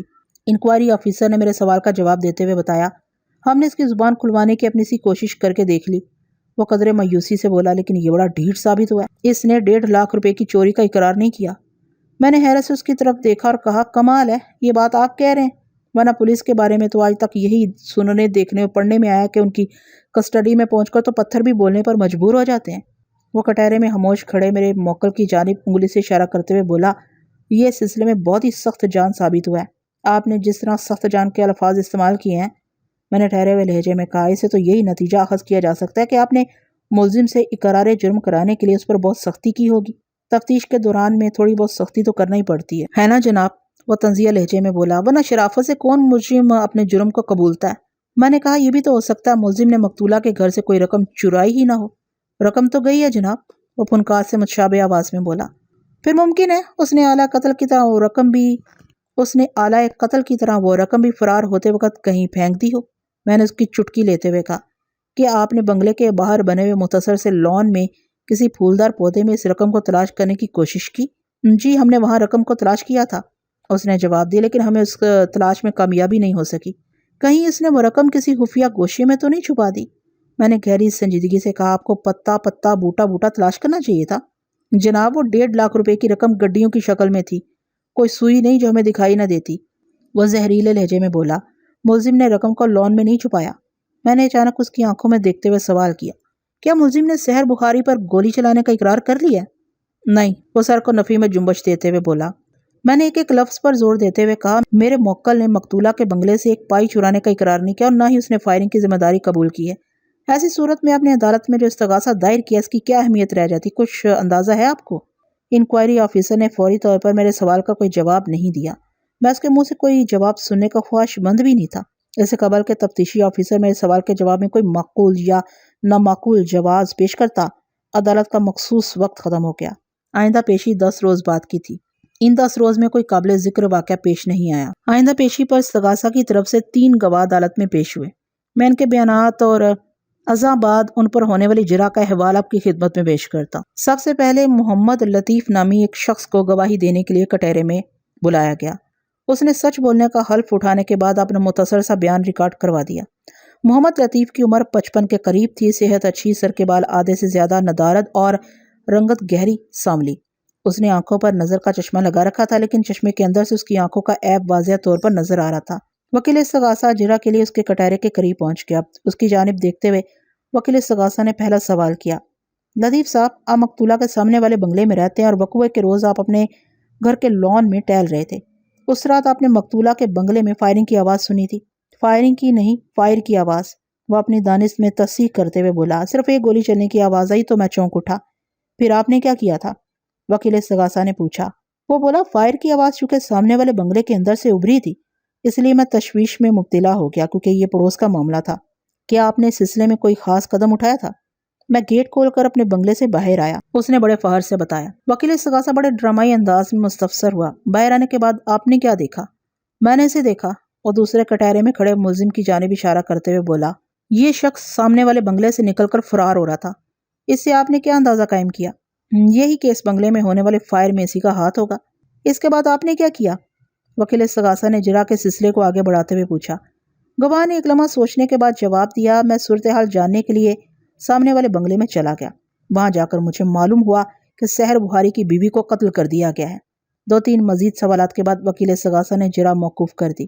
اپنی باری پر میں وٹنس باکس کے قریب چلا گیا اور گواہ کو مخاطب کرتے ہوئے دوستانہ انداز میں سوال کیا، لطیف صاحب آپ کا شغل کیا ہے؟ میں شیر شاہ میں آٹو سپیئر پارٹس کا بزنس کرتا ہوں، اس نے جواب دیا۔ وقوع کی رات آپ اپنے بنگلے کے لان میں چہل قدمی فرما رہے تھے، میں نے عام سے لہجے میں کہا۔ آج کل رات میں موسم خاصا خنک ہو جاتا ہے، آپ کی طبیعت تو ٹھیک تھی نا؟ وہ زیر لب مسکراتے ہوئے بولا، موسم خنک ہو یا گرم، میں اپنی عادت سے مجبور ہوں۔ رات کے کھانے کے بعد اگر میں آدھے گھنٹے تک واکنگ نہ کر لوں مجھے سکون نہیں ملتا، اس کے بعد بڑی گہری نیند آتی ہے۔ ویری نائس، میں نے سراہنے والے انداز میں کہا۔ صبح ناشتے سے پہلے اور رات کے کھانے کے بعد واکنگ واقعی بہت مفید ثابت ہوتی ہے۔ ایک لمحے کو رک کر میں نے گواہ سے پوچھا، آپ عموماً رات کو کھانا کتنے بجے کھا لیتے ہیں؟ ہم کاروباری لوگ ہیں جناب، اور محنت کے بعد ہاتھ سے تھک جاتے ہیں۔ وہ ٹھہرے ہوئے لہجے میں بولا، میں رات 8 بجے تک گھر آ جاتا ہوں، رات کا کھانا ہمارے یہاں 9 بجے رات کھایا جاتا ہے۔ کیا وقوع کی رات بھی آپ نے 9 بجے ہی کھانا کھایا تھا؟ اس نے اس بات میں جواب دیا۔ میں نے پوچھا، اس کا مطلب ہے آپ کم و بیش 9:30 بجے ٹہلنے کے لیے اپنے لان میں نکل آئے تھے؟ جی ہاں، میں روزانہ لگ بھگ اسی وقت چہل قدمی کرتا ہوں۔ آپ کا لان بنگلے کے سامنے والے حصے میں یا عقبی جانب؟ میں نے پوچھا۔ اس نے جواب دیا، میں جس لان میں رات کے کھانے کے بعد ٹہلتا ہوں وہ بنگلے کی فرنٹ سائیڈ میں ہے، یہ خاصا کشادہ لان ہے۔ پھر وہ رک کر اضافہ کرتے ہوئے بولا، ویسے ایک چھوٹا سا لان بنگلے کی عقبی سمت میں بھی ہے، لیکن وہاں چہل قدمی کرنا مجھے کبھی اچھا نہیں لگا۔ شاید اس کی وجہ یہ ہو کہ بنگلے کے پچھواڑے گندی گلی واقع ہے، اگرچہ اس گندی گلی میں کچرا وغیرہ تو نہیں ہوتا، تاہم گندی گلی کا تصور ہی طبیعت مقدر کرنے کے لیے کافی ہے۔ اس کی طولانی وضاحت نے تھمنے کا نام نہ لیا تو میں نے جرا کے سلسلے کو آگے بڑھاتے ہوئے کہا، لطیف صاحب ذرا سوچ کر بتائیں، جب آپ نے گولی چلنے کی آواز سنی تو اس وقت آپ اپنی چہل قدمی کے کس مرحلے میں تھے؟ وہ الجھن زدہ نظر سے مجھے دیکھتے ہوئے بولا، میں سمجھ نہیں سکا وکیل صاحب۔ میں سمجھاتا ہوں، میں نے بڑے رسان سے کہا۔ آپ عموماً 9:30 بجے رات چہل قدمی کی غرض سے اپنے لان میں نکل آتے ہیں، اور آپ کا معمول ہے کہ کم و بیش آدھے گھنٹے کی چہل قدمی کے بعد یعنی لگ بھگ 10 بجے رات آپ یہ سلسلہ موقوف کر دیتے ہیں۔ آپ سے میرا سوال یہ ہے کہ جب آپ نے سحر بخاری کے بنگلے میں گولی چلنے کی آواز سنی اس وقت آپ نے چہل قدمی شروع کی تھی یا ختم کرنے والے تھے، یا پھر یہ سلسلہ وسط میں تھا؟ میں دراصل وقت کا تعین کرنا چاہتا ہوں۔ وہ تھوڑے تامل کے بعد بولا، میرا خیال ہے میں اس وقت چہل قدمی ختم کرنے ہی والا تھا۔ اس کا مطلب یہ ہوا کہ جب کم و بیش رات 10 بجے کا وقت رہا ہوگا۔ وہ اس بات میں گردن ہلاتے ہوئے بولا، جی ہاں جی ہاں، اور اپنے بنگلے سے باہر آتے ہی آپ نے ملزم کو سحر بخاری کے بنگلے سے نکلتے اور فرار ہوتے دیکھا تھا؟ میں نے اس کی آنکھوں میں جھانکتے ہوئے سوال کیا۔ اس نے سر کو اس باتی جنبش دی۔ تھینک یو لطیف صاحب، میں نے کہا۔ آپ کس بات پر میرا شکریہ ادا کر رہے ہیں؟ درست معلومات فراہم کرنے پر، میں نے مبہم انداز میں کہا۔ تو کیا آپ مجھ سے کسی غلط بیانی کی توقع کر رہے تھے؟ اس نے برہمی سے پوچھا۔ میں نے سنجیدگی سے کہا، وکیل استغاثہ کے سوالات کے جواب میں ایسا کر چکے ہیں۔ اس نے گھور کر میری طرف دیکھا اور قدرے سخت لہجے میں کہا، میں نے آپ کے خیال میں کیا غلط کیا ہے؟ استغاثہ کے معزز گواہ مسٹر لطیف کی غلط بیانی کی نشاندہی ضروری ہوگی تو میں نے تیکھے لہجے میں کہا، لطیف صاحب آپ نے وکیل استغاثہ کی جرا کے جواب میں بتایا ہے کہ سحر بخاری کے بنگلے سے ابھرنے والی فائر کی آواز سن کر آپ اپنے بنگلے سے باہر نکل آئے تھے اور اسی وقت آپ نے ملزم کو سحر بخاری والے بنگلے سے نکل کر فرار ہوتے دیکھا۔ اس بیان سے یہ ظاہر ہوتا ہے کہ پہلے ملزم نے فائر کیا اور اس کے بعد وہ جائے وقوع سے فرار ہو گیا، کیا میں صحیح کہہ رہا ہوں؟ گواہ نے متذبذب نظر سے مجھے دیکھا اور حیرت بھرے لہجے میں بولا، تو کیا ایسا نہیں ہوا تھا؟ آپ کے خیال میں ملزم پہلے فرار ہوا اور بعد میں اس نے گولی چلائی ہوگی؟ جی، میرے خیال میں حقیقت یہی ہے، میں نے ٹھہرے ہوئے لہجے میں کہا۔ اس بات میں کسی شک و شبہے کی گنجائش نہیں کہ آپ نے وقوع کی رات لگ بھگ 10 بجے ملزم کو سحر بخاری کے بنگلے سے فرار ہوتے دیکھا تھا، لیکن ازاں بعد آپ نے جو فائر کی آواز سنی اس کا میرے موکل سے کسی قسم کا کوئی تعلق نہیں ہے۔ آپ بالکل الٹی بات کر رہے ہیں، وہ لچ کر بولا۔ آپ کی سمجھ کا پھیر ہے لطیف صاحب، میں نے گہری سنجیدگی سے کہا۔ وہ مزید الجھ کر وکیل استغاثہ کی طرف دیکھنے لگا، اس کی نگاہ میں امداد کی پکار تھی۔ میں سمجھ گیا کہ گواہ کے بیان کے سلسلے میں وکیل استغاثہ نے بھی کوئی اہم کردار ادا کیا ہے۔ میں نے گواہ کو سوچنے سمجھنے کا موقع نہ دیا اور قدرے جرحانہ لہجے میں استفسار کیا، لطیف صاحب آپ کو پتہ ہے جھوٹی گواہی پر آپ کو عدالت سے سزا بھی ہو سکتی ہے؟ وہ گھبرا گیا اور نروس لہجے میں بولا، میں نے کون سا جھوٹ بولا ہے؟ گولی چلنے کی آواز کو ملزم کے فرار کے ساتھ نتھی کرنا، کیا مطلب ہے آپ کا؟ وہ گڑبڑا گیا، مطلب بھی مجھے ہی بتانا ہوگا؟ ہاں بھی بتا دیں۔ میں نے بتایا، پوسٹ مارٹم کی رپورٹ کے مطابق مقتولہ نازنین کی موت 11 اور 12 جنوری کی درمیانی شب 11 اور 12 بجے کے درمیان واقع ہوئی تھی۔ اسی رپورٹ میں بڑی وضاحت اور وثوق کے ساتھ یہ بھی لکھا ہوا ہے کہ گولی کھانے کے بعد چند سیکنڈ کے اندر ہی مقتولہ کی موت واقع ہو گئی۔ کیا آپ پوسٹ مارٹم کی رپورٹ کو چیلنج کر رہے ہیں؟ میں نے تو ایسی کوئی کوشش نہیں کی، وہ ڈٹائی سے بولا اور امداد طلب نظر سے ایک مرتبہ پھر وکیل استغاثہ کی طرف دیکھنے لگا۔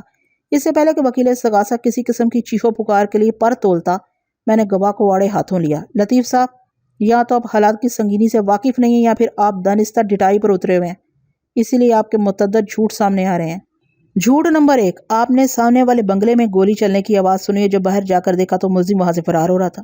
جب آپ اپنے بنگلے سے باہر آئے تو رات کے 10 بج رہے تھے، جبکہ مقتولہ نازنین کی موت 11 بجے کے بعد واقع ہوئی ہے۔ وہ ہکا بکا میری طرف دیکھتا چلا گیا۔ میں نے اس پر اٹیک جاری رکھتے ہوئے کہا، جھوٹ نمبر 2، ملزم کو فرار ہوتے دیکھنے کے بعد جب آپ صورتحال جاننے کے لیے سحر بہاری کے بنگلے میں داخل ہو گئے تو آپ کو معلوم ہوا کہ سحر بہاری کی بیوی نازنین کو کسی نے قتل کر دیا ہے۔ آپ کو کس نے بتایا کہ نازنین کو قتل کر دیا گیا ہے؟ سحر بخاری نے، وہ لرزیدہ آواز میں بولا۔ اس کی ہمت جواب دے گئی تھی۔ اس کا مطلب ہے آپ اس بنگلے میں ضرور داخل ہوئے تھے، میں نے کہا۔ وہ جلدی سے بولا، جی ہاں، میں وہاں گیا تھا۔ اس کا ایک مطلب یہ بھی ہے کہ آپ 11 بجے کے بعد وہاں گئے ہوں گے۔ جی ایسا ہی ہوا ہوگا، وہ فرما برداری سے بولا۔ اس کا ایک مطلب یہ بھی ہے کہ آپ 11 بجے کے بعد وہاں گئے ہوں گے۔ آپ میری بات پر ساد نہ کریں، میں نے تنبیہ کرتے ہوئے کہا۔ عدالت کی نظر میں ایسا ہوا ہوگا یا ویسا ہوا ہوگا کہ کوئی اہمیت نہیں۔ در حقیقت جو ہوا تھا آپ اس پر بات کریں، وہ تامل کرتے ہوئے بولا۔ میرا خیال ہے میں 11 بجے کے بعد ہی سحر بہاری کے بنگلے پر گیا تھا، اور وہ جو آپ نے 10 بجے کے قریب ملزم کو مقتولہ کے بنگلے سے نکلتے دیکھا تھا، میرا خیال ہے میں نے ملزم کو 11 سوا 11 بجے ہی دیکھا تھا۔ آپ کو معلوم ہے بیان بدلنا بھی جھوٹی گواہی کے زمرے میں آتا ہے۔ میں اسے کڑے تیوروں سے گھورا تو وہ بغلیں جھانکنے لگا۔ گواہ کی اس حرکت پر وثوق سے نہیں کہا جا سکتا تھا کہ وہ کس وقت کس سمت میں جھانک رہا تھا، کیونکہ وہ بیک وقت مشرق اور مغرب اور شمال و جنوب میں دیکھنے کی صلاحیت رکھتا تھا۔ میں نے 1-2 مزید سوالات کے بعد اپنی جرح ختم کر دی۔ اگلا گواہ سلیم تھا۔ استغاثہ کے اس گواہ نے ہاتھ سے لمبے بال رکھ چھوڑے تھے۔ وہ اختر کالونی کے ایک موٹر گیراج میں کام کرتا تھا۔ سلیم کی عمر 40 کے قریب رہی ہوگی۔ وہ چھریرے بدن کا مالک ایک ہوشیار شخص تھا۔ اس کی آنکھیں مسلسل حرکت میں رہتی تھی، جس سے اس کی تیزی اور تراری کا سراغ ملتا تھا۔ سلیم حلفیہ بیان ریکارڈ کرانے کے بعد فارغ ہوا تو وکیل استغاثہ نے اسے گھیر لیا۔ مسٹر سلیم، کیا یہ سچ ہے کہ ملزم پہلے تمہارے ساتھ کام کرتا تھا؟ جی ہاں، ہم اختر کالونی والے گیراج میں کام کرتے تھے۔ ملزم نے وہاں سے کام کیوں چھوڑا تھا؟ اس نے خود کام نہیں چھوڑا تھا۔ پھر؟ وکیل استغاثہ کا انداز ڈرامائی رنگ اختیار کر گیا۔ گواہ نے اس کے پھر کے جواب میں بتایا، گیراج کے مالک سمد صاحب نے اسے نوکری سے نکال دیا تھا۔ ہائی سی، وکیل استغاثہ نے اپنے چہرے پر زمانے بھر کی حیرت سجاتے ہوئے بولا۔ پھر پوچھا، کیا تم ملزم کی وہاں سے برخاستگی کی وجہ جانتے ہو؟ میں کیا، اس گیراج میں کام کرنے والا بچہ جانتا ہے، وہ پروثوق انداز میں بولا۔ وکیل استغاثہ نے کہا، معزز عدالت بھی وہ وجہ جاننے میں دلچسپی رکھتی ہے۔ گواہ سلیم نے ناپسندیدہ نظر سے ایکیوزڈ باکس میں کھڑے ملزم کی طرف دیکھا اور ناگواری سے بولا، اس بندے کی حرکتیں ہی ایسی تھیں کہ کسی بھی ورک شاپ یا گیراج کا مالک زیادہ عرصے تک اسے برداشت نہیں کر سکتا۔ مجھے تو حیرت ہے شکور صاحب اسے اور اس کی عادتوں کو کیسے برداشت کر رہے ہیں۔ ابھی تم نے ملزم کی جن حرکتوں کا ذکر کیا اس کی تفصیل کیا ہے؟ وکیل استغاثہ نے پوچھا۔ یہ شخص 1 نمبر کا چور اور چکر باز ہے، گواہ نے نفرت آمیز لہجے میں جواب دیا۔ وکیل استغاثہ نے جرح کے سلسلے کو موقوف کر دیا۔ اس بات میں کسی شک و شبہ کی گنجائش نہیں کہ میرا موکل چھوٹی موٹی چوریوں اور ہیرا پھیریوں میں ملوث رہا تھا۔ یقیناً اس نے اختر کالونی والے سمد کے گیراج میں بھی ایسی کوئی حرکت کی ہوگی، لیکن ملزم کے ماضی کا زیر سماعت مقدمے سے کوئی تعلق نہیں تھا۔ وہ اس سے پہلے کیا کرتا رہا تھا، کیا نہیں کرتا رہا تھا، یہ ایک الگ کہانی تھی۔ فی الحال اس پر 1.5 لاکھ روپے کی چوری اور نازنین کے قتل کا الزام تھا، اور مجھے ان الزامات سے بری ذمہ ثابت کر کے اپنے موکل کو آزاد کرانا تھا۔ میں اپنے مقصد میں کامیابی کے قریب پہنچ گیا تھا۔ وکیل استغاثہ کے بعد میں گواہ والے کٹہرے کے پاس پہنچ گیا اور وہاں موجود شخص کی آنکھوں میں دیکھتے ہوئے سوال کیا، مسٹر سلیم، کیا آپ کا تعلق مغلیہ خاندان سے ہے؟ وہ چل پڑا۔ یہ آپ کیا کہہ رہے ہیں؟ کہاں میں اور کہاں مغلیہ خاندان؟ دراصل آپ نے بالکل شہزادہ سلیم کے سے انداز میں بال رکھ چھوڑے ہیں، اور اتفاق سے آپ کا نام بھی سلیم ہی ہے۔ میں نے مذاق کی بات کو سنجیدہ انداز میں پیش کرتے ہوئے کہا، اس لیے مجھے شک ہوا تھا۔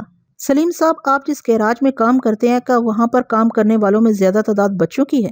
میں نے اس کے چہرے کو گھورتے ہوئے پوچھا۔ اس نے استجابیہ نظر سے مجھے دیکھا اور بولا، آپ سے کس نے یہ بات کہہ دی؟ تھوڑی دیر پہلے آپ ہی نے تو بتایا تھا۔ میں نے سنجیدگی سے کہا، کیا یہ بھی کسی قسم کا مذاق ہے؟ وہ حیرت سے بولا، میں بالکل سنجیدہ ہوں۔ میں نے کہا، میں آپ کی بات نہیں سمجھ سکا۔ میں سمجھانے کی کوشش کرتا ہوں، میں نے بدستور اس کی آنکھوں میں دیکھتے ہوئے کہا۔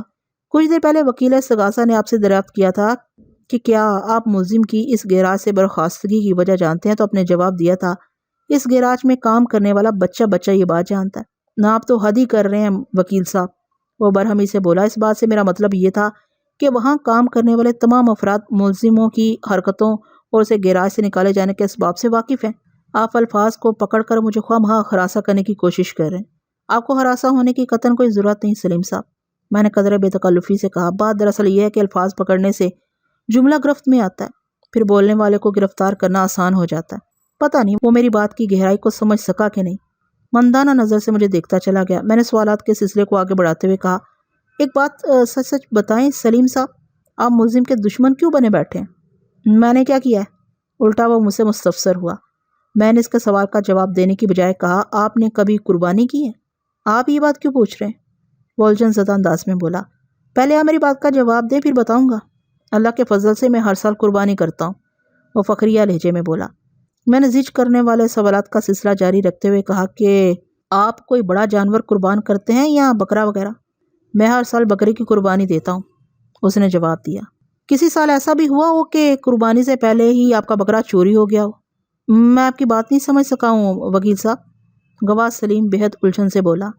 میں نے سرسری انداز میں کہا، پھر تو آپ خواہ مخواہ میرے موکل سے دشمنی کر رہے ہیں، یہ کس قسم کی جرأت ہو رہی ہے جناب عالی؟ وکیل صفائی میری مسلسل چھیڑ چھاڑ پر خاموش نہ رہ سکا۔ میرے فاضل دوست نے عدالت کے قیمتی وقت کو کتنا عرضہ بنا کر رکھ دیا ہے، اس کا اعتراض بجا تھا، لہٰذا اس آبجیکشن پر جج نے تنبیہی نظر سے مجھے دیکھا تاہم زبان سے کچھ نہ کہا۔ میں نے کہا، مجھے گواہ سے اور کچھ نہیں پوچھنا جناب عالی۔ استغاثہ کے گواہ مسٹر سلیم کو کٹہرے سے خارج ہونے کی اجازت مل گئی۔ اگلے ہی لمحے اس کی جگہ ملزم کی ورک شاپ کا مالک عبدالشکور کھڑا دکھائی دیا۔ اسے وکیل استغاثہ بڑی محنت سے ارینج کر کے لایا تھا، لہٰذا اس کا حلفیہ بیان ریکارڈ پر آ چکا تو وکیل استغاثہ سوالات کے لیے اس کے قریب پہنچ گیا۔ میں اچھی طرح سمجھ سکتا تھا کہ وہ گواہ عبدالشکور سے کس زاویے کے سوالات کرے گا، لہٰذا میں خاموشی کے ساتھ ان کی باہمی گفتگو سننے لگا۔ شکور صاحب، وکیل استغاثہ نے گواہ کو مخاطب کرتے ہوئے کہا، ملزم آپ کی ورک شاپ میں کتنے عرصے سے کام کر رہا ہے؟ لگ بھگ 1 سال سے، گواہ نے جواب دیا۔ اس کے جواب میں خاص قسم کا ٹھہراؤ تھا۔ عبدالشکور کی عمر 50 سے متجاوز تھی، وہ پستہ قامت کا مالک ایک متین شخص نظر آتا تھا۔ وکیل استغاثہ نے پوچھا، کیا یہ صحیح ہے کہ کچھ عرصہ پہلے آپ کی ورک شاپ میں سے آپ کی کچھ رقم چوری ہو گئی تھی؟ جی ہاں، یہ بالکل صحیح ہے، شکور نے بتایا، اور بعد میں پتہ چلا تھا کہ وہ رقم ملزم نے چرائی تھی۔ آپ بالکل درست فرما رہے ہیں، گواہ نے تائیدی انداز میں سر ہلایا۔ وکیل استغاثہ نے استفسار کیا، آپ کے کتنے پیسے گئے تھے؟ وہ پورے 1500 روپے تھے، گواہ نے بتایا۔ آپ نے اس چوری پر کیا ایکشن لیا تھا؟ میں نے ملزم کو تادیب کر دی تھی، لیکن آپ کی تادیب کا الٹا اثر ہوا، وکیل استغاثہ نے کہا۔ آپ کو چاہیے تھا ملزم کے خلاف کوئی تعزیری کارروائی کرتے تاکہ اسے ضرب دینے کی جرأت نہ ہوتی۔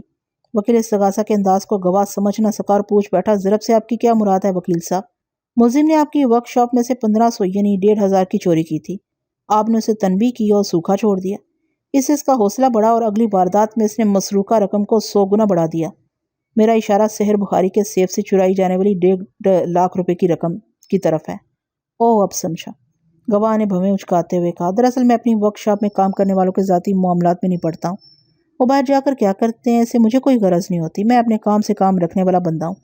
میری تادیب کے بعد ملزم نے ورک شاپ کی حدود میں ایسی کوئی حرکت نہیں کی جس پر مجھے کوئی اعتراض ہوتا، لہٰذا میں مطمئن ہو گیا۔ لیکن اب آپ کو مطمئن نہیں رہنا چاہیے، وکیل استغاثہ نے کہا۔ نازنین کا قتل اور سحر بخاری کے بنگلے میں ہونے والی 1.5 لاکھ کی چوری آپ کا اندرونی مسئلہ بن گئی ہے۔ ملزم کا تعلق آپ کی ورک شاپ سے ہے اور سحر بخاری آپ کا مستقل کلائنٹ ہے۔ آپ ٹھیک کہتے ہیں وکیل صاحب، گواہ سنجیدگی سے بولا۔ میں ملزم کی طرف سے بہت محتاط رہوں گا اور آئندہ کے لیے اسے ملازمت پر رکھنے کا تو سوال ہی پیدا نہیں ہوتا۔ گواہ کے انظری عزائم کے ساتھ ہی وکیل استغاثہ نے جرا کا سلسلہ موقوف کر دیا۔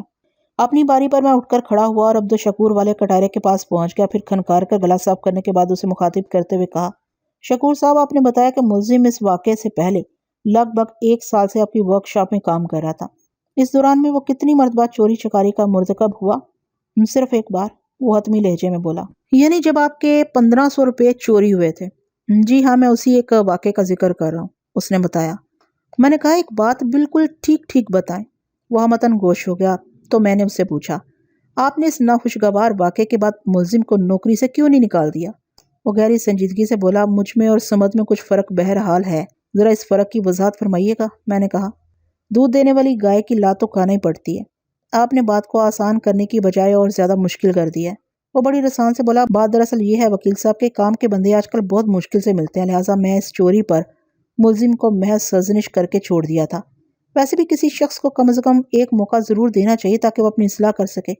انہی وجوہات کی بنا پر میں نے ملزم کو اپنی ورک شاپ سے خارج نہیں کیا تھا۔ آپ کا اصول لائق تحسین ہے شکور صاحب، میں نے ستائشی لہجے میں کہا، گویا آپ ملزم کے لیے یہ سرٹیفکیٹ جاری کر رہے ہیں کہ وہ بندہ کام کا ہے۔ بے شک، اس کی ٹکر کے بہت کم مکینک ہوں گے اس شہر میں، اس نے جواب دیا۔ آپ اس بات کی بھی تصدیق کرتے ہیں کہ آپ کی سرزنش کے بعد ملزم نے ویسی کوئی حرکت نہیں کی؟ جی ہاں، اس نے اس بات میں گردن ہلائی، کم از میری ورک شاپ کی حد تک تو نہیں۔ اور آپ کا یہ اصول ہے کہ کسی بیرونی معاملے سے آپ کوئی سروکار نہیں رکھتے؟ آپ بالکل ٹھیک کہہ رہے ہیں، کیونکہ اس کا کوئی فائدہ بھی نہیں۔ میں بھی آپ سے کوئی بیرونی معاملہ ڈسکس نہیں کروں گا۔ وہ پوری توجہ سے میری طرف دیکھنے لگا۔ میں نے سوال کیا، مقتولہ کا شوہر سحر بہاری کتنے عرصے سے آپ کی ورک شاپ کی خدمات سے استفادہ کر رہا ہے؟ کہیں یہ غیر متعلق سوال تو نہیں؟ اس نے میرے سوال کے دوسرے حصے کا پہلے جواب دیا۔ بالکل نہیں وکیل صاحب۔ پھر وہ پہلے حصے کے سلسلے میں گویا ہوا۔ سحر بہاری کافی عرصے سے میری ورک شاپ آ رہا ہے۔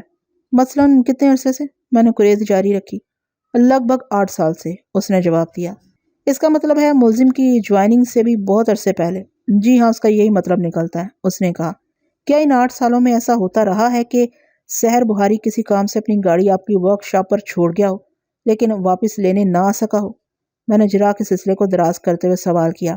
گواہ نے ٹھہرے ہوئے لہجے میں وضاحت کی، ہاں ایسا کئی مرتبہ ہو چکا ہے۔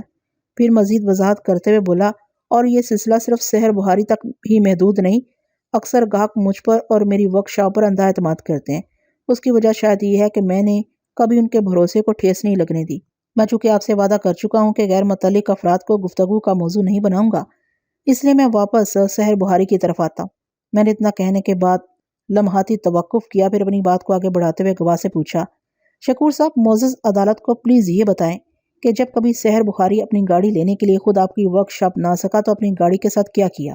میں نے کام مکمل کرانے کے بعد گاڑی کو اس کے بنگلے پر پہنچوا دیا، گواہ نے جواب دیا۔ اس کا مطلب ہے ملزم کوئی پہلی مرتبہ گاڑی لے کر مقتولہ کے بنگلے پر نہیں گیا تھا؟ وہ شدت سے نفی میں گردن ہلاتے ہوئے بولا، قطعی نہیں۔ میں نے پوچھا، کیا پچھلے دنوں سحر بخاری کی گاڑی اس کے بنگلے پر پہنچانے کے لیے آپ نے ملزم کو حکم دیا تھا یا یہ اس کی خواہش تھی؟ استغاثہ کی رپورٹ میں دیگر الزامات کے علاوہ میرے موکل پر ایک یہ بھی چارج تھا کہ وہ ایک سوچی سمجھی سازش کے تحت باقاعدہ پلاننگ کر کے اس روز سحر بخاری کی گاڑی اس کے بنگلے پر پہنچانے گیا تھا۔ اس میں ملزم کی کسی خواہش کا کوئی دخل نہیں۔ میں نے فاتحانہ نظر سے وکیل استغاثہ کو دیکھا۔ اس وقت وہ مجھے ہی گھور رہا تھا، اس کی نگاہ میں کینہ ہلکورے لے رہا تھا۔ شکور صاحب، میں نے گواہ کو مخاطب کرتے ہوئے کہا، وقوع کے روز یعنی 11 جنوری کی شام کو سحر بخاری آپ کی ورک شاپ میں آیا تھا، آپ کو کچھ یاد آ رہا ہے؟ وہ اس بات میں سر ہلاتے ہوئے بولا، اس واقعے کو بھی زیادہ عرصہ نہیں گزرا، اس لیے مجھے اچھی طرح یاد ہے۔ سحر بخاری اس شام گاڑی کی ڈکی کا فالٹ دور کرنے آیا تھا۔ ڈکی بند ہونے میں ذرا گڑبڑ کر رہی تھی۔ اللہ آپ کا بھلا کرے، ماشاءاللہ آپ کی یادداشت بہت اچھی ہے۔ یادداشت کی مضبوطی مجھے وراثت میں ملی ہے، اس نے بتایا۔ میں نے پوچھا، آپ کی ورک شاپ پر کتنے افراد کام کرتے ہیں؟ لگ بھگ 9-10، اس نے جواب دیا۔ کیا یہ درست ہے کہ سحر بخاری کی گاڑی کی ڈکی کا فالٹ دور کرنے کے لیے آپ نے ملزم ہی کو چنا تھا؟ میں نے تیکھے لہجے میں سوال کیا، اس کی کوئی خاص وجہ تھی؟ خاص وجہ تو کوئی نہیں تھی، البتہ عام وجہ 2 تھی، اس نے جواب دیا۔ میں نے ٹھہرے ہوئے لہجے میں استفسار کیا، مثلاً کون کون سی 2 وجوہات؟ پہلی وجہ تو یہ تھی کہ ملزم اس وقت ایک جانب فارغ کھڑا تھا، گواہ نے جواب دیا، اور دوسری وجہ اس کی کارکردگی سمجھ لیں۔ یہ اپنے کام کا ماسٹر بندہ ہے، مہنگی اور لگژری گاڑیوں کا کام عموماً میں اسی سے کرواتا ہوں۔ سحر بخاری کی جس گاڑی کی ڈکی ناز دکھلا رہی تھی وہ اس نے حال ہی میں نئی خریدی تھی، وہ ایک نئے ماڈل کی گاڑی تھی۔ یہ آپ نے خوب بتایا کہ آپ کی یادداشت بہت مضبوط ہے۔ میں نے جرا کی گاڑی کو ایک نئی پٹری پر چڑھاتے ہوئے گواہ سے سوال کیا، یہ بتائیں کہ مذکورہ شام سحر بخاری اپنی گاڑی میں اکیلا ہی آپ کی ورک شاپ آیا تھا یا؟ میں نے دنستہ جملہ دھورا چھوڑا تو وہ جلدی سے بولا، وہ اکیلا نہیں تھا بلکہ ایک خوبصورت عورت بھی گاڑی میں موجود تھی۔ وہ اسی عورت کا تذکرہ کر رہا تھا جس کے نظارے نے ملزم کو بے چین کر دیا تھا، اور وہ ایک طرف کھڑا ہو کر ایک ٹک اسے دیکھ رہا تھا کہ شکور نے اسے فارغ سمجھ لیا۔ میں نے رازدارانہ انداز میں شکور سے پوچھا، اور وہ خوبصورت عورت سحر بخاری کے پہلو میں پیسنجرز سیٹ پر بیٹھی ہوئی تھی؟ گواہ نے حیرت بھری نظر سے دیکھا اور پوچھنے لگا، یہ بات آپ اتنے وثوق سے کہہ رہے ہیں جیسے آپ بھی وہاں موجود ہوں؟ میری سماعت تک وکیل استغاثہ کا جلا بھنا یہ تبصرہ رسائی حاصل کرنے میں کامیاب ہو گیا۔ یہ بیگ صاحب ہیں، انہیں کہیں بھی جانے سے کوئی نہیں روک سکتا۔ وکیل استغاثہ اگرچہ بڑی دھیمی آواز میں بڑبڑایا، لیکن میں نے اپنے بارے میں اس کے خیالات سے آگاہی حاصل کر لی۔ تاہم میں نے اس کے واہیات تبصرے کو نظر انداز کرتے ہوئے گواہ سے پوچھا، شگور صاحب، کیا وہ خوبصورت عورت سحر بخاری کی بیوی تھی؟ نہیں، اس نے قطعی لہجے میں نفی کر دی۔ میں نے پوچھا پھر وہ کون تھی؟ میرے پورے اسرار انداز کو دیکھتے ہوئے وہ چونکا ضرور، لیکن اس نے بڑی سادگی سے جواب دیا، میں اس عورت کے بارے میں کچھ نہیں جانتا۔ اس سے قبل میں نے اسے کبھی دیکھا نہیں تھا۔ کیا آپ اس کے بارے میں جاننا پسند کریں گے؟ اس کا مطلب ہے آپ کو معلوم ہے؟ بہت کچھ معلوم ہے جناب۔ تو پھر بتا دیں۔ میں نے بتا دیا۔ اس دلکش عورت کا نام شبانہ قمر ہے۔ اس کے ساتھ ہی عدالت کا وقت ختم ہو گیا۔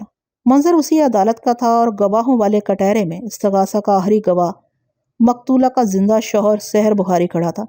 اس کیس کو عدالت میں لگے کم و بیش 4 ماہ ہو چکے تھے۔ اس دوران میں عدالتی کارروائی بڑے ہموارانہ انداز میں مرحلہ وار آگے بڑھ رہی تھی۔ آخری گواہ بھی بھگت جاتا تو پھر دلائل کی باری آتی۔ دونوں وکیلوں کے آرگومنٹ سننے کے بعد ہی عدالت کسی فیصلے تک پہنچتی۔ سحر بخاری کی عمر 50 کے قریب تھی۔ وہ درمیانے قد کا مالک ایک واجبی سی صورت کا شخص تھا۔ جسم نہ زیادہ دبلا اور نہ ہی فربا، تاہم بھرے بھرے بدن کے ساتھ اس کی توند قدرے باہر کو نکلی ہوئی تھی۔ اس نے بہترین تراش کا ایک 2 پیس سوٹ زیب تن کر رکھا تھا۔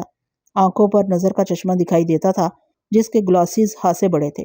سحر بخاری نے سچ بولنے کا حلف اٹھایا۔ اس کے بعد اپنا بیان ریکارڈ کرا دیا۔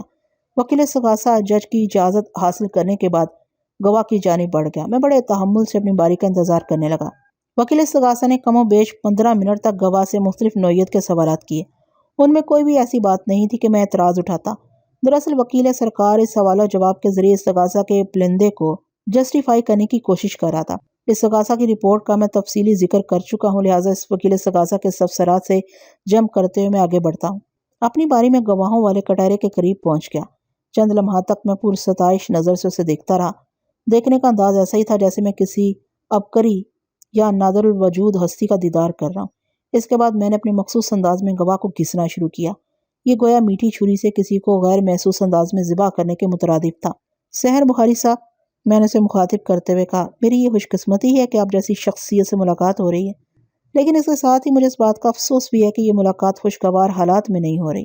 اور میری اس تمہید پر خاموش کھڑا ٹٹولتی ہوئی نظر سے مجھے دیکھتا رہا۔ میں نے پوچھا، کیا میں آپ کو محض بخاری صاحب کہہ کر مخاطب کر سکتا ہوں؟ کیوں نہیں؟ وہ مختصر سا جملہ بول کر خاموش ہو گیا۔ بخاری صاحب، میں نے اپنے ذہن کو خاص زاویے پر سیٹ کرتے ہوئے گواہ سے سوال کیا، جس بنگلے میں آپ کی بیوی کو قتل کیا گیا وہاں آپ کتنے عرصے سے رہ رہے ہیں؟ کم و بیش 5 سال سے، اس نے جواب دیا۔ آپ دونوں کے علاوہ اس بنگلے میں اور کون کون رہتا تھا؟ کوئی نہیں، اس نے بتایا۔ کیا مطلب؟ میں دانستہ چونک اٹھا۔ مطلب یہ کہ ہم میاں بیوی ہی اس بنگلے میں رہتے تھے۔ اور آپ کی اولادیں وغیرہ؟ میں نے پوچھا۔ ہماری کوئی اولاد نہیں۔ آپ کی شادی کو کتنا عرصہ ہوا تھا؟ اتنا ہی عرصہ ہوا جب سے ہم اس بنگلے میں رہ رہے تھے۔ اوہ، میں نے مصنوعی تعصب کا اظہار کیا۔ یہ سن کر افسوس ہوا کہ آپ بے اولاد ہیں۔ میں یہ تمام باتیں ایک سوچے سمجھے منصوبے کے تحت کر رہا تھا۔ میں نے گواہ سحر بخاری پر جرح کے لیے 2 مخصوص زاویوں کا انتخاب کیا تھا۔ ایک زاویہ اس کی ذات کا احاطہ کرتا اور دوسرا اس کی صفات پر روشنی ڈالتا۔ اس وقت میں ذات والے زاویے کو استعمال کر رہا تھا۔ مجھے پتہ چلا ہے آپ کی مقتولہ بیوی نازنین ایک ابھرتے ہوئے سیاستدان کی بہن تھی۔ آبجیکشن یور آنر، وکیل استغاثہ نے اپنے وجود کا یقین دلاتے ہوئے نعرہ لگایا۔ وکیل صفائی استغاثہ کے گواہ پر جرح کریں یا کسی شادی دفتر میں بیٹھے کوئی فارم بھر رہے ہیں؟ جج نے سحر بخاری کی طرف دیکھا اور سوال کیا کہ آپ کو وکیل صفائی کے سوالات پر کوئی اعتراض ہے؟ وہ خود کو بہت مضبوط ثابت کرنے کے چکر میں ایک فاش غلطی کر بیٹھا۔ ٹھہرے ہوئے لہجے میں اس نے جج کے سوال کا جواب دیا۔ مجھے کوئی اعتراض نہیں جناب، کیونکہ یہ ایک حقیقت ہے اور متعدد لوگ اس حقیقت سے آگاہ ہیں کہ نازنین ایک معروف سیاستدان کی چھوٹی بہن ہے۔ بیگ صاحب، آپ اپنی جرح جاری رکھیں، جج نے میری طرف دیکھتے ہوئے کہا۔ اس اجازت سے جج کی گہری دلچسپی کا اظہار ہوتا تھا۔ میں نے سحر بخاری کو اس کی غلطی کی سزا دینے کا فیصلہ کر لیا اور اس کی آنکھوں میں دیکھتے ہوئے پوچھا، کیا یہ سچ ہے کہ اس شادی کے پس منظر میں باہمی افہام و تفہیم کی ایک خفیہ سودے بازی چھپی ہوئی تھی؟ آپ کس سودے بازی کی بات کر رہے ہیں؟ وہ چونک کر مجھے دیکھنے لگا۔ میں نے وضاحت کرتے ہوئے کہا، یہ سودے بازی کہ آپ مذکورہ سیاستداں کو اور اس کی پارٹی کو اپنے کالموں کے ذریعے آسمانوں کی راہ دکھانے کی کوشش کریں گے۔ اس کے ساتھ ساتھ آپ اس کی بہن کو ایک مشہور شخصیت کی بیوی ہونے کا اعزاز بخشیں گے۔ نازنین کی خواہش تھی کہ اس کا شوہر صحافت اور شوبز سے متعلق ہو۔ اس کے بدلے میں آپ کو وہ سب کچھ ملے گا جس سے آپ ہمیشہ محروم رہے تھے، مثلاً قیمتی گاڑی، عالیشان بنگلہ، بھاری بینک بیلنس وغیرہ وغیرہ۔ مسٹر بخاری، آپ بھی جانتے ہیں کہ آپ ٹی وی اور اخبار سے جو کچھ کماتے ہیں، اس میں ایسے ٹھاٹ سے زندگی بسر نہیں کی جا سکتی جو زندگی آپ اس وقت گزار رہے ہیں۔ شادی سے پہلے آپ 60 گز کے کرائے کے کوارٹر میں رہتے تھے۔ اس نے ایک ناپسندیدہ نظر سے مجھے دیکھا اور ٹھوس لہجے میں بولا، شادی انسان کی زندگی میں بڑی بڑی تبدیلیاں لاتی ہے، جس میں ایک تبدیلی یہ بھی ہو سکتی ہے کہ انسان کا سوشل سٹیٹس شوٹ کر جائے۔ ہاں یہ ہو سکتا، میں نے تائیدی انداز میں کہا، اور جہاں ایسا ہوتا ہے وہاں نیچے سے اوپر آنے والی پارٹی کو کچھ قربانیاں بھی دینا پڑتی ہیں۔ آپ نے اپنی معاشرتی حیثیت کو بلند کرنے کے لیے کیا قربانی دی تھی بخاری صاحب؟ اللہ کا شکر ہے میں نے اس معاملے میں کوئی کمپرومائز نہیں کیا، وہ بآواز بلند بولا۔ مجھے جو کچھ ملا وہ میرے نصیب میں تھا، بلا شبہ میں ایک خوش قسمت انسان ہوں۔ آپ کو شاید یاد نہ ہو، یا آپ یاد رکھنا نہ چاہتے ہوں، یا پھر آپ کو یاد تو سب کچھ ہو مگر اس کا اظہار اور اقرار کرنے سے ڈرتے ہوں، لیکن میں اچھی طرح جانتا ہوں کہ آپ نے یہ شان و شوکت اور آسائشات حاصل کرنے کے لیے ایک بہت بڑی قربانی دی تھی۔ میں نے چپتے ہوئے لہجے میں کہا، کون سی قربانی؟ وہ بے ساختہ پوچھ بیٹھا۔ اس نے پوچھا تو بتانا مجھ پر فرض ہو گیا۔ میں نے ٹھہرے ہوئے انداز میں کہا، اولاد سے محرومی کی قربانی۔ اولاد سے محرومی کا میری شادی سے کیا تعلق ہے؟ وہ اچھل پڑا۔ بہت گہرا تعلق ہے بخاری صاحب، میں نے پرمانی انداز میں کہا۔ آپ نے مذکورہ سیاستداں کی ایک بیوہ اور بانجھ بہن سے شادی کی تھی، اور یہ حقیقت آپ سے پوشیدہ نہیں ہے۔ اس کے چہرے پر ایک رنگ سا آ کر گزر گیا۔ وکیل استغاثہ فوراً اس کی مدد کو دوڑا۔ اس نے جج کی طرف دیکھتے ہوئے اعتراض کر دیا، جناب عالی، وکیل صفائی غیر ضروری اور غیر متعلق باتوں میں الجھ کر اصل موضوع سے ہٹ گئے ہیں۔ کیا معزز عدالت کا وقت اتنا ہی عرضہ ہے کہ ایسے قصے کہانیوں کی نظر کر دیا جائے؟ جج کے بولنے سے پہلے ہی میں نے کہا، جناب عالی، میں نے اب تک گواہ سے ایک بھی غیر ضروری سوال نہیں پوچھا۔ میں آگے چل کر یہ ثابت کر دوں گا کہ میرے تمام تر سوالات انتہائی متعلقہ تھے۔ آپ کسی کی نیت کو کیسے جان سکتے ہیں؟ وکیل استغاثہ نے براہ راست مجھ سے استفسار کیا۔ اگر معزز عدالت نے ایک بیوہ اور بانجھ عورت سے شادی کر کے اپنا گھر بسایا تو آپ کیوں کر کہہ سکتے ہیں کہ اس نے یہ شادی کسی سودے بازی کے نتیجے میں کی تھی؟ نیتوں کا احوال صرف وہی قادر مطلق جانتا ہے، میں نے گہری سنجیدگی سے کہا، لیکن انسان کے عمل اور فعل کو دیکھتے ہوئے اس کے ارادے کو بھانپنے کی کوشش تو کی جا سکتی ہے۔ آپ نے میرے ارادے سے کیا بھانپا ہے وکیل صاحب؟ بخاری نے مجھ سے سوال کیا۔ میں نے کہا، آپ کا عمل یہ ثابت کرتا ہے کہ آپ نے اس معاہدے کی خلاف ورزی کے بلکہ ایک عرصے سے کرتے چلے آ رہے ہیں۔ جو سیاستداں اور آپ کے درمیان ہوا تھا، آپ اپنا عیش و آرام تو برابر حاصل کرتے رہے، لیکن بدلے میں معاہدے کا ایک حصہ پورا نہیں کیا۔ کون سا حصہ؟ اس نے دریافت کیا۔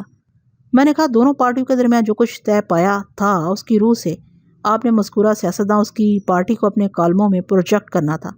یہ کام آپ اکثر و بیشتر کرتے رہتے، لیکن سیاستداں کی بہن کے حوالے سے جو طے ہوا تھا اس کی مسلسل خلاف ورزی کر رہے ہیں۔ میں نے ایسا کیا کر دیا وکیل صاحب؟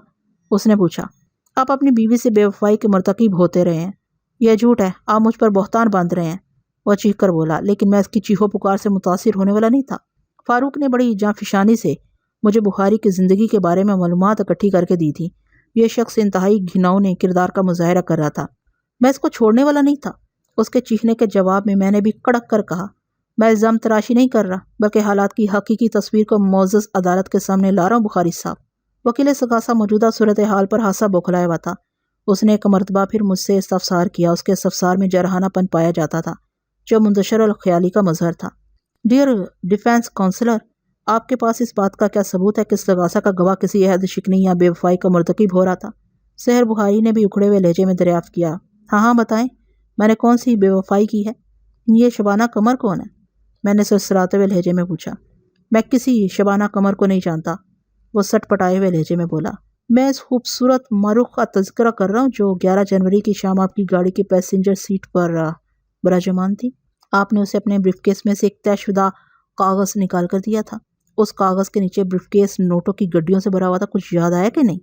جج نے گہری دلچسپی سے میری طرف دیکھا اور پوچھا، بیگ صاحب، یہ کیا اس شبانہ قمر کا زیر سماعت مقدمے سے کوئی تعلق بنتا ہے؟ بڑا گہرا تعلق بنتا ہے جناب، میں نے پراسرار انداز میں کہا۔ آگے چل کر میں اس کردار کو ایکسپوز کروں گا۔ جج گواہ کو مخاطب کرتے ہوئے بولا، مسٹر سحر بخاری، وکیل صفائی آپ سے کچھ پوچھ رہے ہیں۔ بخاری نہ پائے رفتن نہ جائے ماندن والی صورتحال میں گر گیا تو اسے جواب دیتے ہی بنی۔ وہ میری طرف دیکھتے ہوئے برہمی سے بولا، میں ٹی وی کے لیے چھوٹی موٹی چیزیں لکھتا رہتا ہوں، اس لیے شوبز کے اکثر لوگوں سے میری یاد اللہ ہے۔ آپ نے جس عورت کا ذکر کیا ہے وہ بھی خود کو ایک ٹی وی آرٹسٹ کے طور پر منوانا چاہتی ہے، لیکن ابھی تک اسے اسکرین پر آنے کا موقع نہیں مل سکا۔ میں اس کے لیے کوشش کر رہا ہوں، اس لیے وہ میرے ساتھ نظر آ جاتی ہے۔ ایک لمحے کا توقف کرنے کے بعد اس نے طنزیہ لہجے میں پوچھا، آپ کو ہمارے میل جول پر کوئی اعتراض ہے وکیل صاحب؟ میں کون ہوتا ہوں اعتراض کرنے والا؟ میں نے ڈرامائی انداز میں کہا۔ جسے اعتراض تھا وہ تو منو مٹی کے نیچے دب گئی۔ سحر بخاری کو جیسے سانپ سونگھ گیا ہو، وہ پھٹی پھٹی آنکھوں سے مجھے دیکھنے لگا۔ وکیل استغاثہ نے مجھ سے پوچھا، آپ کس کا ذکر کر رہے ہیں؟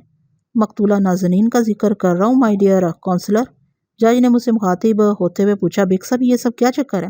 میں نے چھیڑنے والے انداز میں وکیل استغاثہ کی طرف دیکھتے ہوئے کہا، اگر آپ کی اجازت ہو تو بتا دوں۔